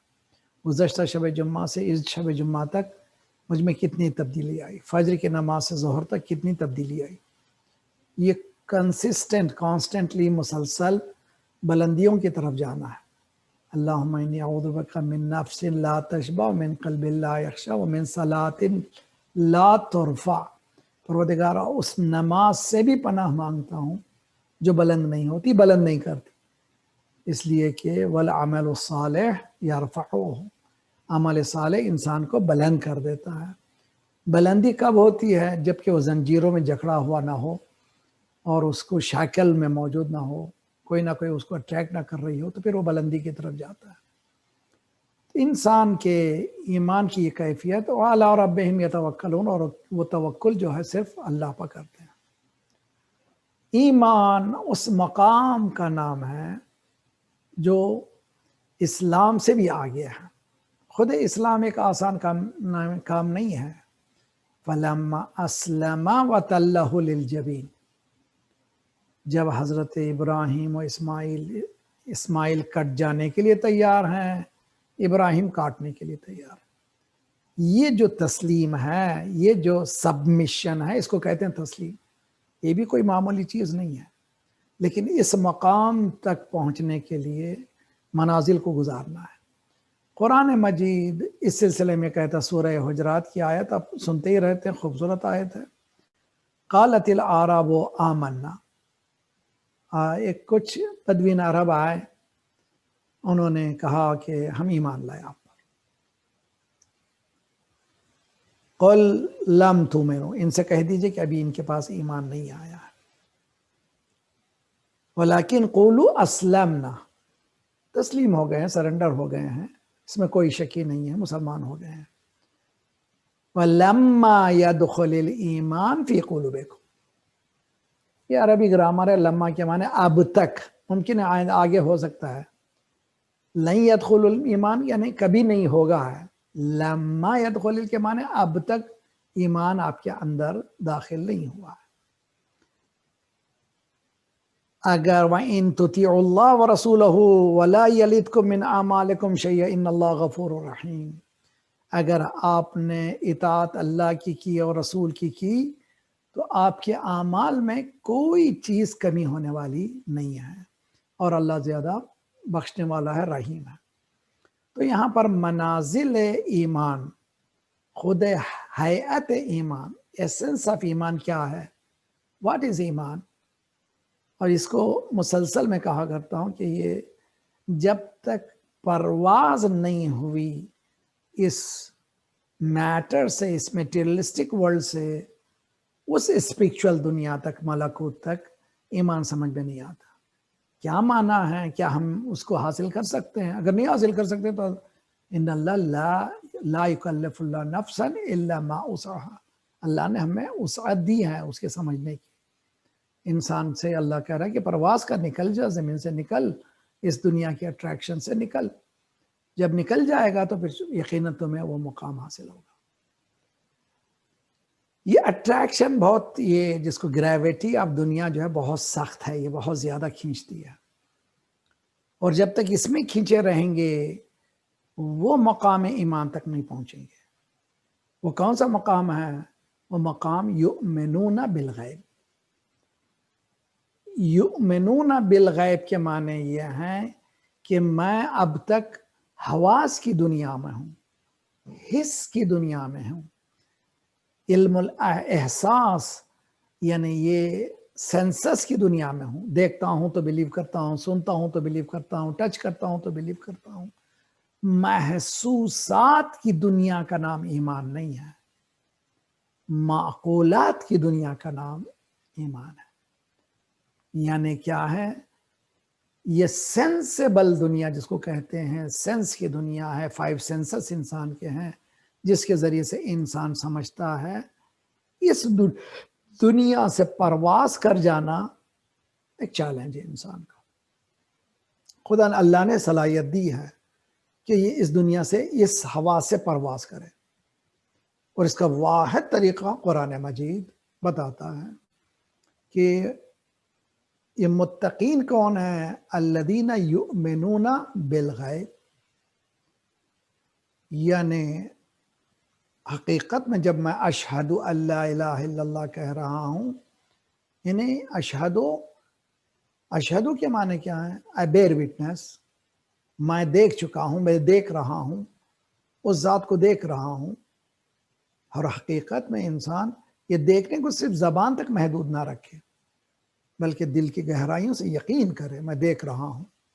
اسی طرح اشہد ان محمد رسول اللہ صلی اللہ علیہ وسلم، یعنی میں نے رسول اللہ کو دیکھا. کہاں دیکھا ہے آپ نے؟ یقین ہے، اتنا یقین ہے. 1400 سال پہلے آئے ہیں لیکن آج ہمیں اتنا یقین ہے کہ وہ کل آئے تھے، بلکہ ہیں اس وقت. یہ یقین جو ہے حاصل ہونا ہے. تو یہ کیسے حاصل ہوگا؟ وہ حاصل حواس کے ذریعے سے نہیں ہوتا. انسان کو اللہ نے کہیں پر اپنے وجود کے دلائل نہیں دیے ہیں. یعنی قرآن نے سائنٹیفک دلیل چاہیے قرآن میں کہ کیا دلیل ہے اللہ کا وجود، آپ کو نہیں ملتی. اللہ کے نشانیوں کی طرح بتایا. اللہ کی دیکھو، سیروا فی الارض، زمین کی سیر کرو. انا فی خلق السماوات والارض واختلاف اللیل والنہار لآیات لأولی الالباب. In the creation of heavens and earth, یہ رات و دن کی تبدیلی میں کیا ہے؟ آیات. تو یہ آیات کی طرف بتایا. جب سورہ اعراف کی آیت ہے 179، وَأَشْهَدُهُمْ عَلَىٰ أَنفُسِهِمْ، جس کو کہتے ہیں روز الست. آپ تو سنتے ہی رہتے روز الست. الست کیا ہے؟ الست اولا الست ربکم، کیا میں تمہارا رب نہیں ہوں؟ قالوا بلا. اشہدہم علی انفسہم، خود اپنے نفسوں کی انہوں نے گواہی دی ہے. مثال دیتا ہوں اچھی طرح سے سمجھیے. ایک صلوات پڑھیں محمد والا.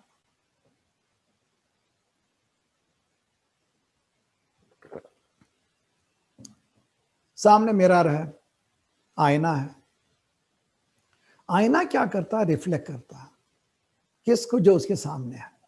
جو چیز اس کے سامنے ریفلیکٹ کرتا ہے، اس کا نام ہی آئینہ ہے. خود آئینے سے ہم کہیں تو جھک کر کے دیکھ تو کون ہے،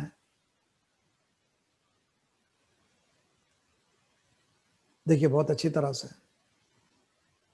آئینہ سب کو ریفلیکٹ کر رہا ہے لیکن خود کو ریفلیکٹ نہیں کر رہا ہے. کیا یہ کر سکتا ہے؟ قرآن یہی کہہ رہا ہے کہ انسان میں سیلف ریفلیکشن کی صلاحیت ہے. وہ خود اپنے آپ میں سب وَأَشْهَدُهُمْ عَلَىٰ أَنفُسِهِمْ جہاں کہ دیکھ تو ہے کہ نہیں ہے، ہاتھ بتاتا میں انا. یہ کیا ہے انا؟ کیا ہے تو؟ حقیقت میں تو کچھ بھی نہیں ہے. تیری نگاہ میں ثابت نہیں خدا کا وجود میری نگاہ میں ثابت نہیں وجود تیرا وجود بتا رہا ہے کہ وہ ہے. اسی لیے قرآن مجید حواس کی دنیا میں رہنے والوں کو ایک عجیب و غریب، یہ نہیں کہ آج کل بہت سے ہم لوگ ویسٹ میں آ گئے ہیں، یا یہ کہ آج ماڈرن زمانہ آ گیا ہے، ہاتھ میں گیجٹس آ گئے ہیں، بہت دنیا چھوٹی ہو گئی ہے، اتنے چھوٹے چھوٹے چپس میں کیا کیا آ جا رہا ہے. آج کل وہ بتا رہے ہیں کہ یہ انجیکشنز جو دیے جائیں گے، شاٹ جو دیے جائیں گے، اس میں مائکروسکوپک کوئی چیز ڈالی جا رہی جس میں تمام انسان کے ایک چکر چلی ہوئی ہے. اتنی ترقی کیا انسان.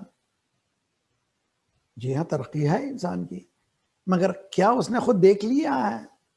سورہ جاسیہ کی آیت 43 چاپٹر ہے قرآن کا. قرآن یہ کہتا ہے کہ اَضَلَّهُ اللَّهُ عَلَىٰ عِلْمٍ، وہ جاہل گمراہ نہیں ہوا ہے، اس کا علم ہی اس کو گمراہ کر دیا. اس کی نالج، اس کا اب یہ سائنٹسٹ یہ پوچھ رہا ہے کہ ویئر از گاڈ، آئی کی not C in the lab. نہیں بھائی لیب میں نظر نہیں آتا، تو اندر جھانک کے دیکھ.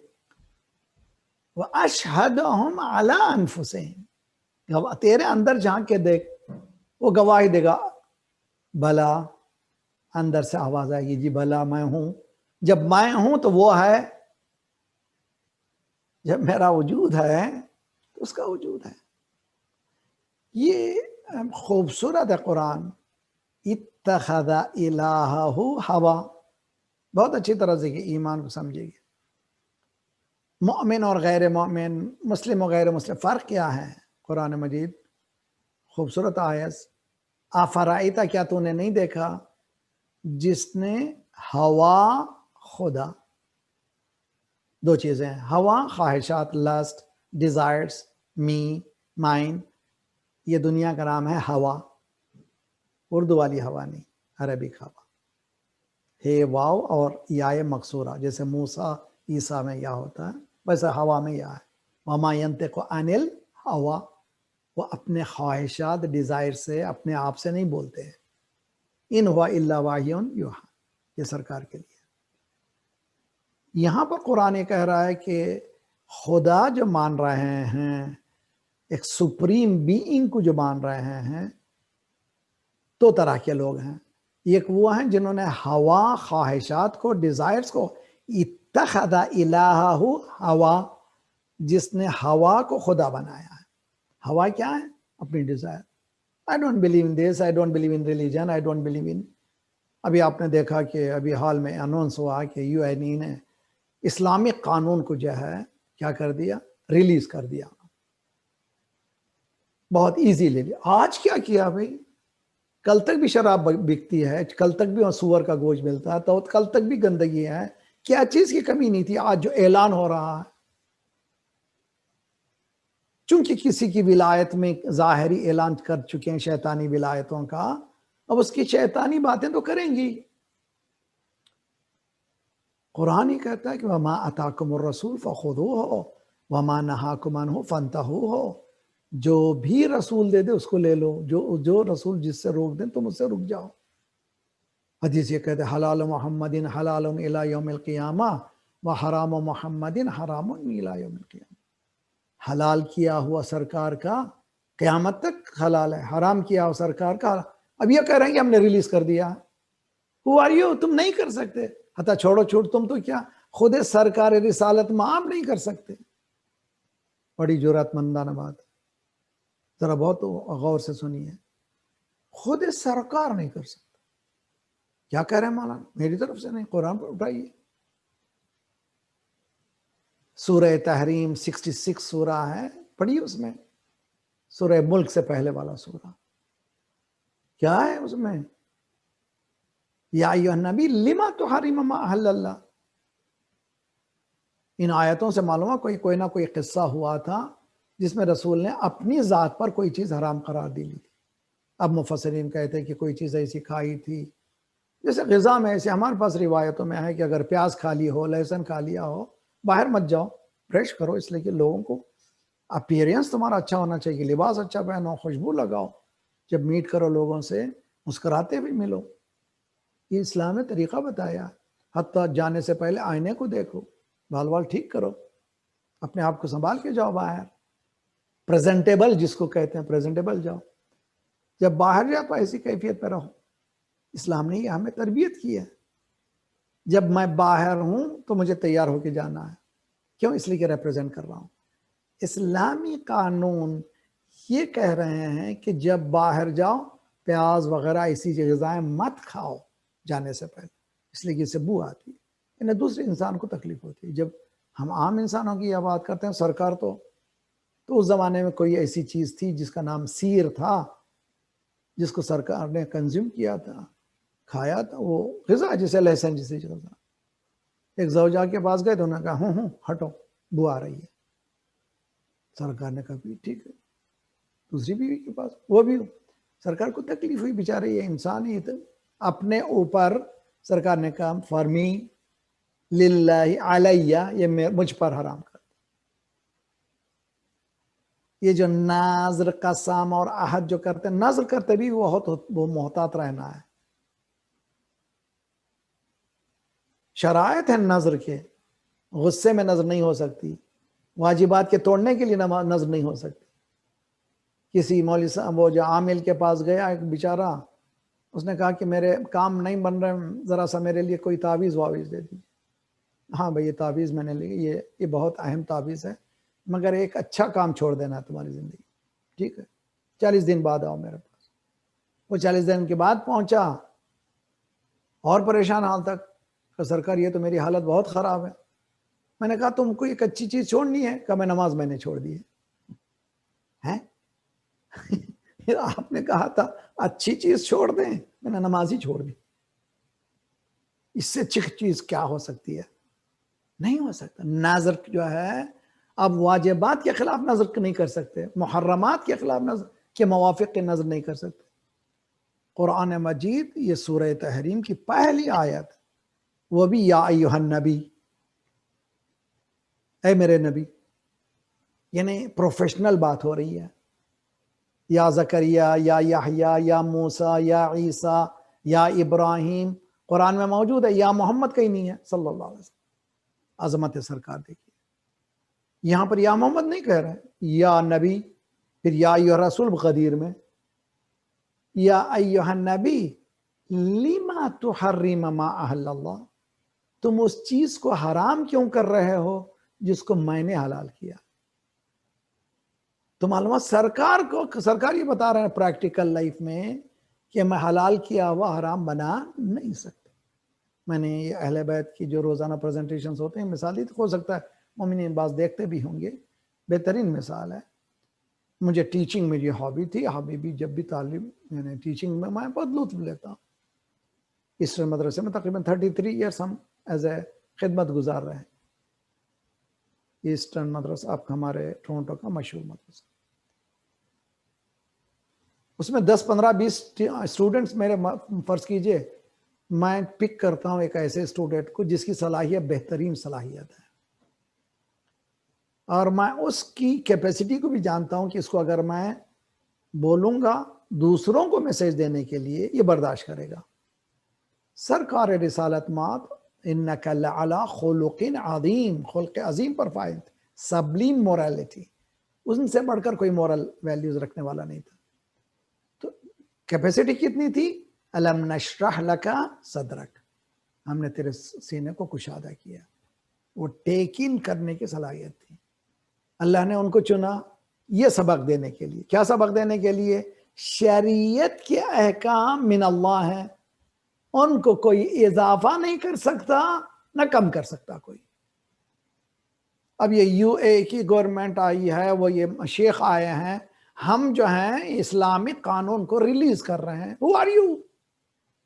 تم کس کھیت کے مولی ہو؟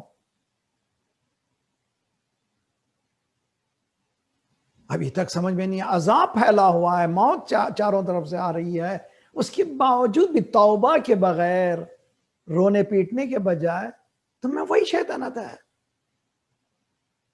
کیوں؟ جب ولایت الہی سے نکل جاتے ہیں، اللہ کی ولایت سے، ڈومین سے نکل جاتے ہیں، پھر شیطان کی ڈومین میں، اور شیطان کی ڈومین جب جاتے ہیں تو کس کی بات کریں گے؟ شیطانوں کی بات کریں گے. یہ وہی ہو رہا ہے. مؤمن قرآن کون ہے؟ مومن قرآن جو اس حواس کی دنیا سے پرواز کر چکا ہے، نہ حواس کو خدا مانتا ہے، نہ ہی ہوس کو خدا مانتا ہے. اتخذ الہہ ہوا، میں بہت اسمارٹ ہو گیا، یہ سب پرانے باپ دادا ماتم کرتے تھے مجلس سے، میں نہیں مانتا یہ سب. آئی ایم ایتھسٹ مین، سیدانی. استغفر اللہ. نہیں ممکن ہے. شیعہ پی ایچ ڈی کا نام ہے، پھر کے جی جونیئر چلے جائے، یہ ناممکن ہے. تو معلوم، اسی لیے میں بہت آپ سے گزارش کرتا ہوں کہ بچوں کو کے جی جونیئر سے لے جائیں، دین کے کے جی جونیئر سے لے جائیں. کسی گھر میں پیدا ہونے سے کچھ بھی نہیں ہوتا. اور اس یقین تک پہنچا دیں جہاں پر قرآن کی ایک ایک آیت کو آیت پروردگار مانے، اس یقین تک پہنچ جائے کہ وہ خالق ہے، میں مخلوق ہوں، وہ رکھتا ہے اختیار مجھے ڈائریکٹ کرنے کا. سوا مرتبہ مثال دیا تھا، یہ ہمارے ہاتھوں میں گیجٹ آ گئے ہیں. جو بھی گیجٹ آپ لیتے ہیں، جس کمپنی کا لیتے ہیں، جو مینوئل بک آتی ہے وہ اسی کمپنی کی آتی ہے کہ نہیں؟ یہ نہیں ہو سکتا کہ آپ نے یہ گیجٹ لیا ایک کمپنی کا اور بک آئی دوسری کمپنی. نہیں بھی، وہ میکانزم سے واقف ہی نہیں ہے. جس کمپنی کا گیجٹ ہے اسی کمپنی کا انسٹرکشن ویلیو بک ہے، آپریٹنگ بک ہے، مینوئل بک ہے. انسان ایک کمپلیکس انسان ہے، خالق کی طرف سے آیا ہے، ایک کمپلیکس بک ہے، اس کا نام قرآن مجید. ہاؤ ٹو آپریٹ، اس انسان کو کیسے آپریٹ کریں، اور اس یقین کے ساتھ آیا ہے کہ ما فرطنا فی الکتاب من شیء، ہم نے اس کتاب میں کسی چیز کو چھوڑا نہیں ہے، ہر چیز اس میں موجود ہے. اور اس طرح سے کہ وَلَقَدْ صَرَّفْنَا لِلنَّاسِ فِي هَذَا الْقُرْآنِ مِنْ كُلِّ مَثَلٍ، ہم نے اس قرآن میں ہر ایک مثال دے دی. all parables are there. تو عزیزان گرامی، وقت ختم ہو رہا ہے. بس آج کا خلاصہ یہ ہے کہ مومن ہوس کا بندہ نہیں ہے اور ہوا کا بندہ نہیں ہے. مومن بندہ خدا ہے. مومن خواہشات کا بندہ نہیں ہے، مومن شریعت کا بندہ ہے.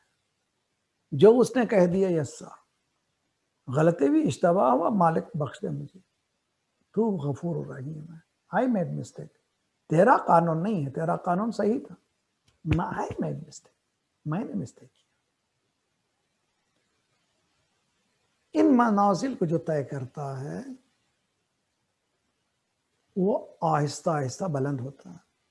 اور اگر آپ نے محسوس کیا، یہ چھٹے امام کی حدیث میں نے سنائی تھی، فرض کیجئے کہ آپ یہ سمجھ رہے ہیں کہ میں 5ویں درجے پہ پہنچا ہوں ایمان کی، جیسے کہ سلمان کے لیے 10ویں درجے پر، ابو ذر کے لیے 9ویں، مقداد کے لیے 8ویں درجے پر. ہم شاید کرالنگ ہے، ابھی ایک میں بھی پہنچے یا نہیں معلوم. اگر کسی نے اپنے آپ پہ اسیس کیا کہ میں 5ویں پہ پہنچا ہوں، تو چوتھے والے کو نیچی نگاہ سے مت دیکھو. چھٹے امام کا قول ہے، جو اپنے سے کم تر ہے. دیکھیے پریکٹیکل لائف میں ہسبینڈ اینڈ وائف کے درمیان بھی کتنی پیاری چیز ہے. ہو سکتا ہے کہ میری انڈرسٹینڈنگ الگ ہو، لیکن میری ہمسر میری اہلیہ کی انڈرسٹینڈنگ الگ ہو. لیکن چونکہ انڈرسٹینڈنگ میں تھوڑا سا فرق ہے تو آئی ایم دا کریکٹ نہیں ہو سکتا. یہ جو کوہ نورد ہوتے ہیں، جو ہلز کو جو جاتے ہیں چوٹیوں کی طرف، بلند پہاڑیوں کی طرف جانے والے اسکلفل ہوتے ہیں. خصوصاً آپ دیکھتے ہیں کہ ہمالیہ کی طرف جو جانے والا وہ کئی مرتبہ جا چکا ہے، تو جو زیادہ جا چکا وہ پہلے لیڈری کرے گا، وہ رہنمائی بنائے گا. وہ پہلے جائے گا، پھر دوسرے والے کو یہاں پیر رکھو، یہاں دیکھو کھائی ہے، یہاں یہ ہے، نشانہ کرے. اگر آپ سمجھ رہے ہیں کہ اس مقام پہ پہنچ گئے، دوسرے کو بتائیے کہ یہاں کھائی ہے، یہاں یہ ہے. رہنمائی کیجیے تاکہ آپ کی طرف نہ ہے کہ اس کو چھوڑ دیجئے کہ نیچے چلے جائے. یہ ایمان کے تقاضے. اور اسی کی طرف ہم دیکھتے ہیں کہ حیات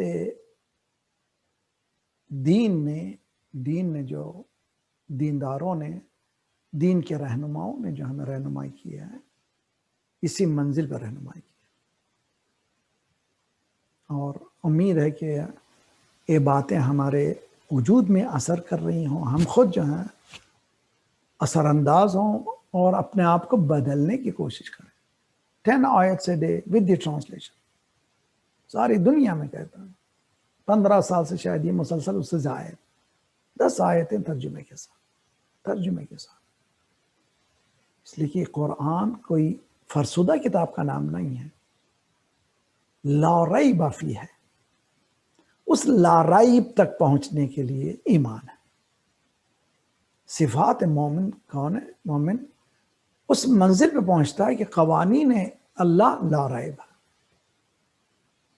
کوتاہی مجھ میں ہے، انسفیشنسیز مجھ میں ہے، قرآن میں نہیں ہے، شریعت میں نہیں ہے. میں یہاں آ چکا ہوں، میں وہاں آ چکا ہوں، یہ پردہ پرانی چیز ہے، یہ داڑھی پرانی چیز ہے، یہ پرانی چیز، یہ نہیں ہے. بعض وقت میں کہا کرتا ہوں، میں خود اپنے آنکھوں سے جو نئے مسلمان ہیں ان کی چھوٹے چھوٹے کلپس دیکھیے، آنکھوں سے آنسو نکل جاتے. وہ چند مہینوں میں، چند سالوں میں ایسا سفر کر کے طے کر جاتے ہیں کہ جہاں پر ان کی یقین کے مناظر. ابھی حال ہی میں نے شاید کہیں تذکرہ کیا ہے، ایک چھوٹا سا کلپ 3 منٹ سے زائد کا نہیں تھا. ایک امریکن، وائٹ امریکن، جس کو ہم لوگ بہت متاثر ہوتے ہیں، وائٹ امریکن شیعہ ہوا، اس نے ایک مختصر سی بات کی ہے جس نے مجھے ہلا دیا. بس ہے وہ ایک متفکر انسان کے لیے، ایک فکر رکھنے والے کے لیے بہت ڈیپ ہے. اس نے کہا کہ میں نے اسٹڈی کی اہل بیت کو. جب میں نے اہل بیت کو اسٹڈی کی، میرے ذہن میں بات آئی، ان کے سچائی کی سب سے بڑی دلیل یہ ہے، ان کو کرش کرنے کی کوشش کی گئی.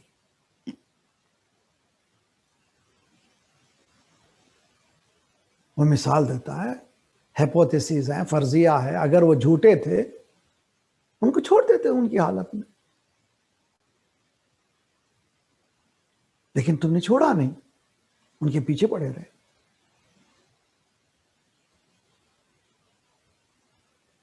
سرکار کی حیات میں پیچھے رہے. اور ابھی آپ کا کفن میلا نہیں ہوا تھا، آپ کی بیٹی کے دروازے پر آگ کے شعلے بلند.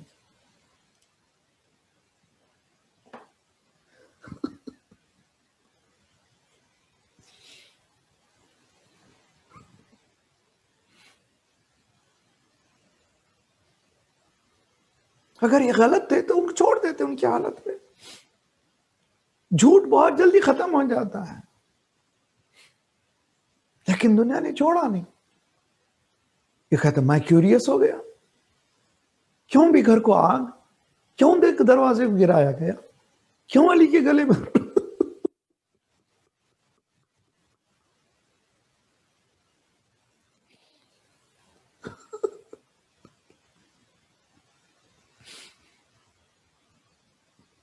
ادھر سرکار یہ کہتے ہیں کہ ما اوذی نبی قط، کسی نبی کو اتنی تکلیف نہیں ہوئی جتنی مجھے تکلیف. یہاں علی کہتا ہے فصبر تو وہ فلائن قضا.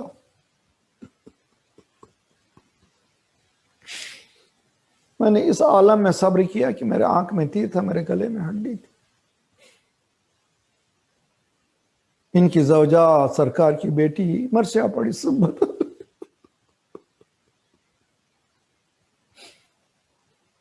یہ کہتا کہ یہ گھر ٹارگیٹ کیوں ہے؟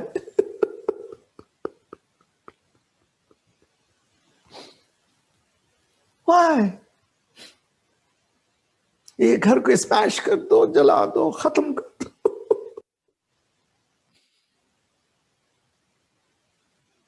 مگر یہ گھر ایسا ہے کہ ہر مرتبہ کوشش کرتے ہیں مگر یہ گھر اوپر.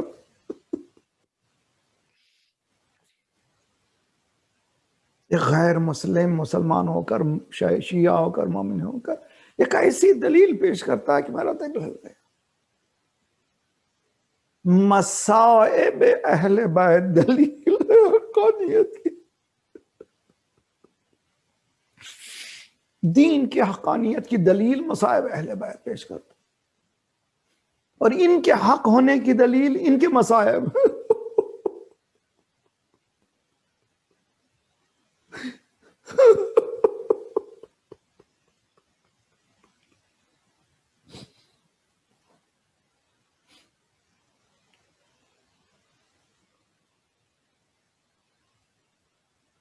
اور یہیں پر ختم نہیں ہوتا، بلکہ حالت نماز میں مسجد کے اندر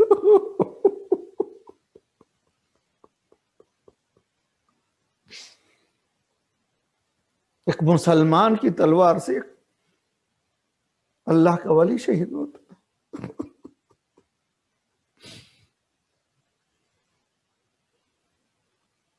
اور پھر تھوڑا سا وقت آگے بڑھتا ہے، اسی گھر کا ایک فرد جس کو زہر دیا جاتا.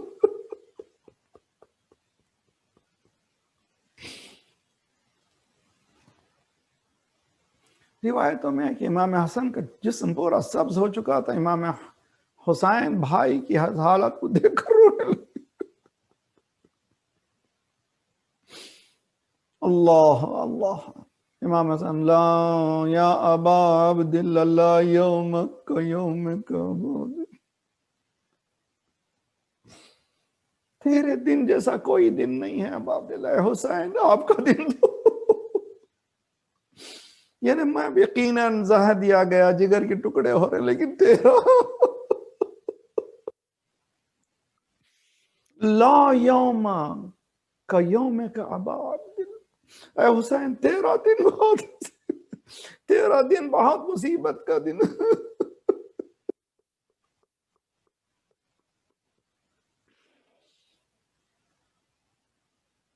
اور یہ گھر پیچھے ہٹتا نہیں ہے، آگے بڑھتا جاتا ہے. یہ عرب کے شعر کو دنیا سمجھتی ہے کہ امام حسین ہی کا شعر ہے، مشہور عرب کا شعر. ان لم یستقم دین محمد الا بقتلی فیا سیف خذینی. اگر میرے نانا کا دین میرے قتل کے بغیر بچ نہیں سکتا، آؤ تلواروں مجھے ٹکڑے ٹکڑے کر ڈالو.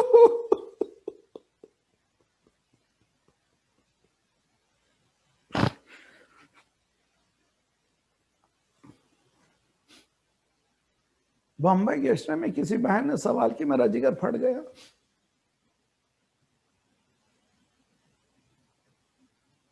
ہارون غیر رشید کے زمانے میں جب امام حسین کی قبر کو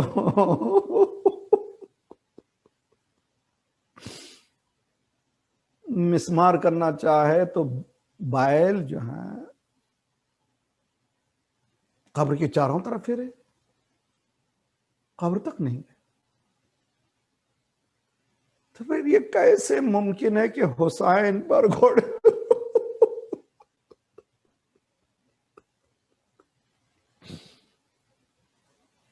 گھوڑے کو وفادار جانور کہا جاتا ہے، کیسے ممکن ہے؟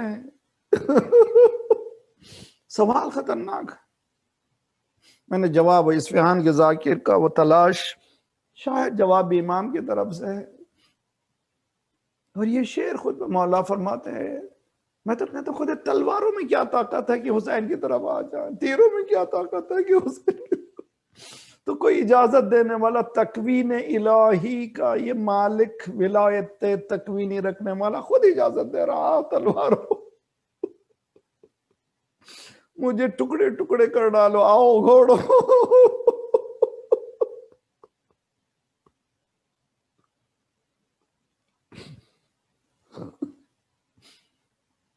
صلی اللہ علیہ یا ابا عبداللہ.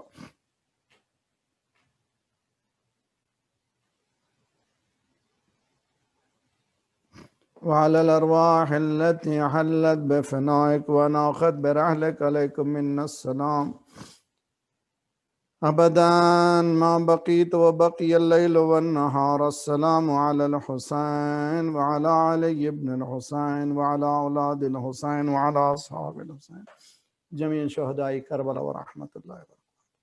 اپنے اپنے مرحومین شہداء کے ساتھ یہ مومنین کا نام لیتا ہوں. آپ لوگ شب جمعہ ہیں, فاتحہ پڑھیے. سید محمد طالب, سید محمد علی ابن سید جابر حسین, مرزا علی اکبر, سید عبدالحسین نقوی, معصومہ عسکری, سید عسکری حسین, مرزا تصدق حسین, سکینہ بیگم, سید مہدی نقوی, خاتونہ بیگم, نصرت علی خان, ظہور علی خان, علیہ فاطمہ, مرحومین of Akbar Naqvi, Akbar family, Naqvi, Askari, Rizvi and Khan family.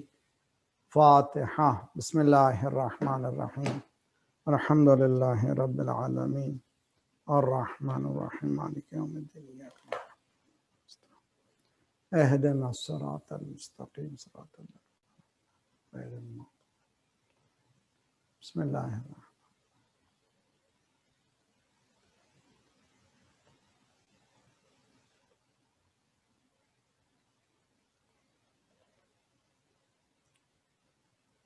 پروردگارہ شب جمعہ ہے, ہمارے ان آنسوؤں کی قسم ہمارے گناہوں کو بخش دے.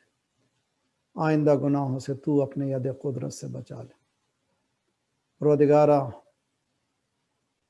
جو مومنین اس مہلک بیماری میں بیمار ہیں یا کسی اور طرح سے بیمار ہیں, خدایا بحق محمد والے محمد ان کو شفائے کلیہ عاجل عنایت فرما. ہمارے جسمانی امراض کے ساتھ ساتھ روحانی امراض میں غرور و حسد و کبر و نفاق و نخوت و غیبت کو دور فرما.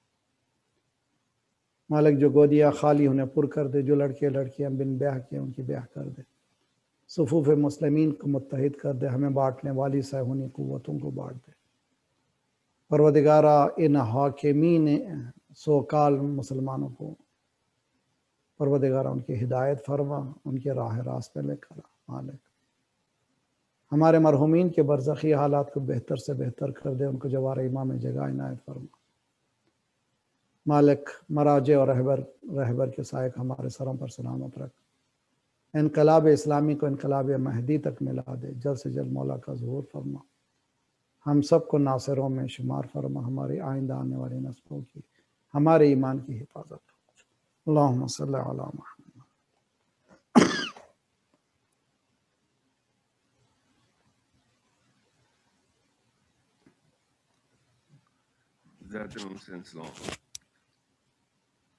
السلام علیکم یا ابا عبداللہ. السلام علیکم یا ابن رسول اللہ. السلام علیکم ورحمۃ اللہ وبرکاتہ.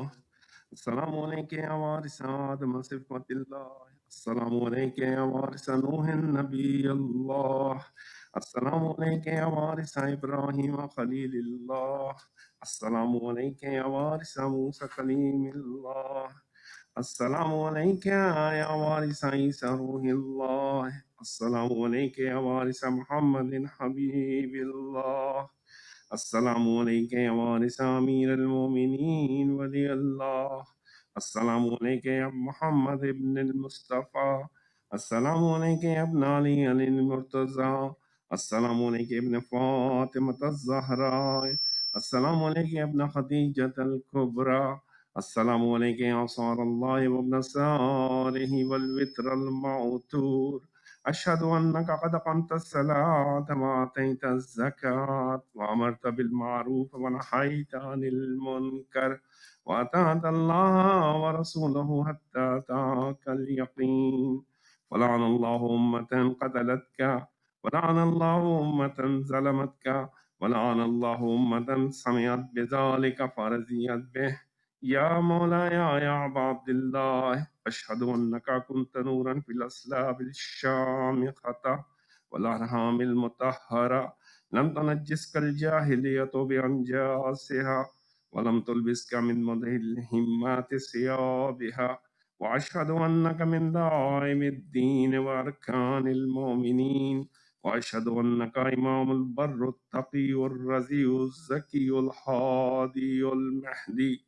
وأشهد أن الأئمة من ولدك كلمة التقوى وأعلام الهدى والعروة الوثقى والحجة على أهل الدنيا. وأشهد الله وملائكته وأنبياءه ورسله أني بكم مؤمن وبإيابكم موقن بشرائع ديني وخواتيم عملي وقلبي لقلبكم سلم وعمري لعمركم متبع صلوات الله عليكم وعلى أرواحكم وعلى أجسادكم وعلى أجسامكم وعلى شاهدكم وعلى غائبكم وعلى ظاهركم وعلى باطنكم. زيارة علي أكبر عليه السلام. السلام عليك يا ابن رسول الله، السلام عليك يا ابن نبي الله، السلام عليك يا ابن أمير المؤمنين، السلام عليك يا ابن حسين الشهيد، السلام عليك أيها الشهيد وابن الشهيد، السلام عليك أيها المظلوم وابن المظلوم. لعن الله أمة قتلتك، ولعن الله أمة ظلمتك، ولعن الله أمة سمعت بذلك فرضيت به. زيارة الشهداء كربلاء عليه السلام. السلام عليك يا أولياء الله وأحباه، السلام عليكم يا أصفياء الله وعبداه، السلام عليكم يا أنصار دين الله، السلام عليكم يا أنصار رسول الله، السلام عليكم يا أنصار أمير المؤمنين، السلام عليكم يا أنصار فاطمة الزهراء سيدة نساء العالمين، السلام عليكم يا أنصار أبي محمد الحسن بن علي الزكي الناصح الأمين، السلام عليكم يا أنصار أبي عبد الله بأبي أنتم وأمي تبتم وتعبت الأرض التي فيها دفن.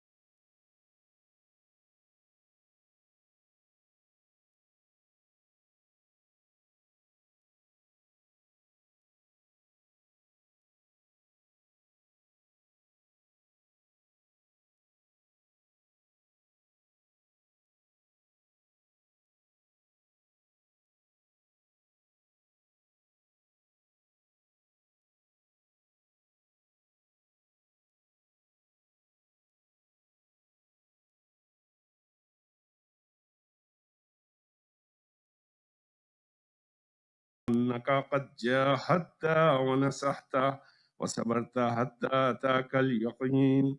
لعن الله الظالمين لكم من الأولين والآخرين وألحقهم بدركه الجحيم. السلام عليك يا غريب الغرباء، السلام عليك يا معين الضعفاء والفقراء، السلام عليك شمس الشموس أنيس النفوس أيها المدفون بأرض التوس الراضي بالقدر والقضاء جميع الفداء ورحمة الله وبركاته. السلام عليك يا صاحب العصر والزمان، الأمان الأمان الأمان من فتنة الزمان. أجل الله تعالى فرجك وسهل الله تعالى مخرجك وظهورك وجعلنا من أنصارك وأعوانك جميعا فدا ورحمة الله وبركاته.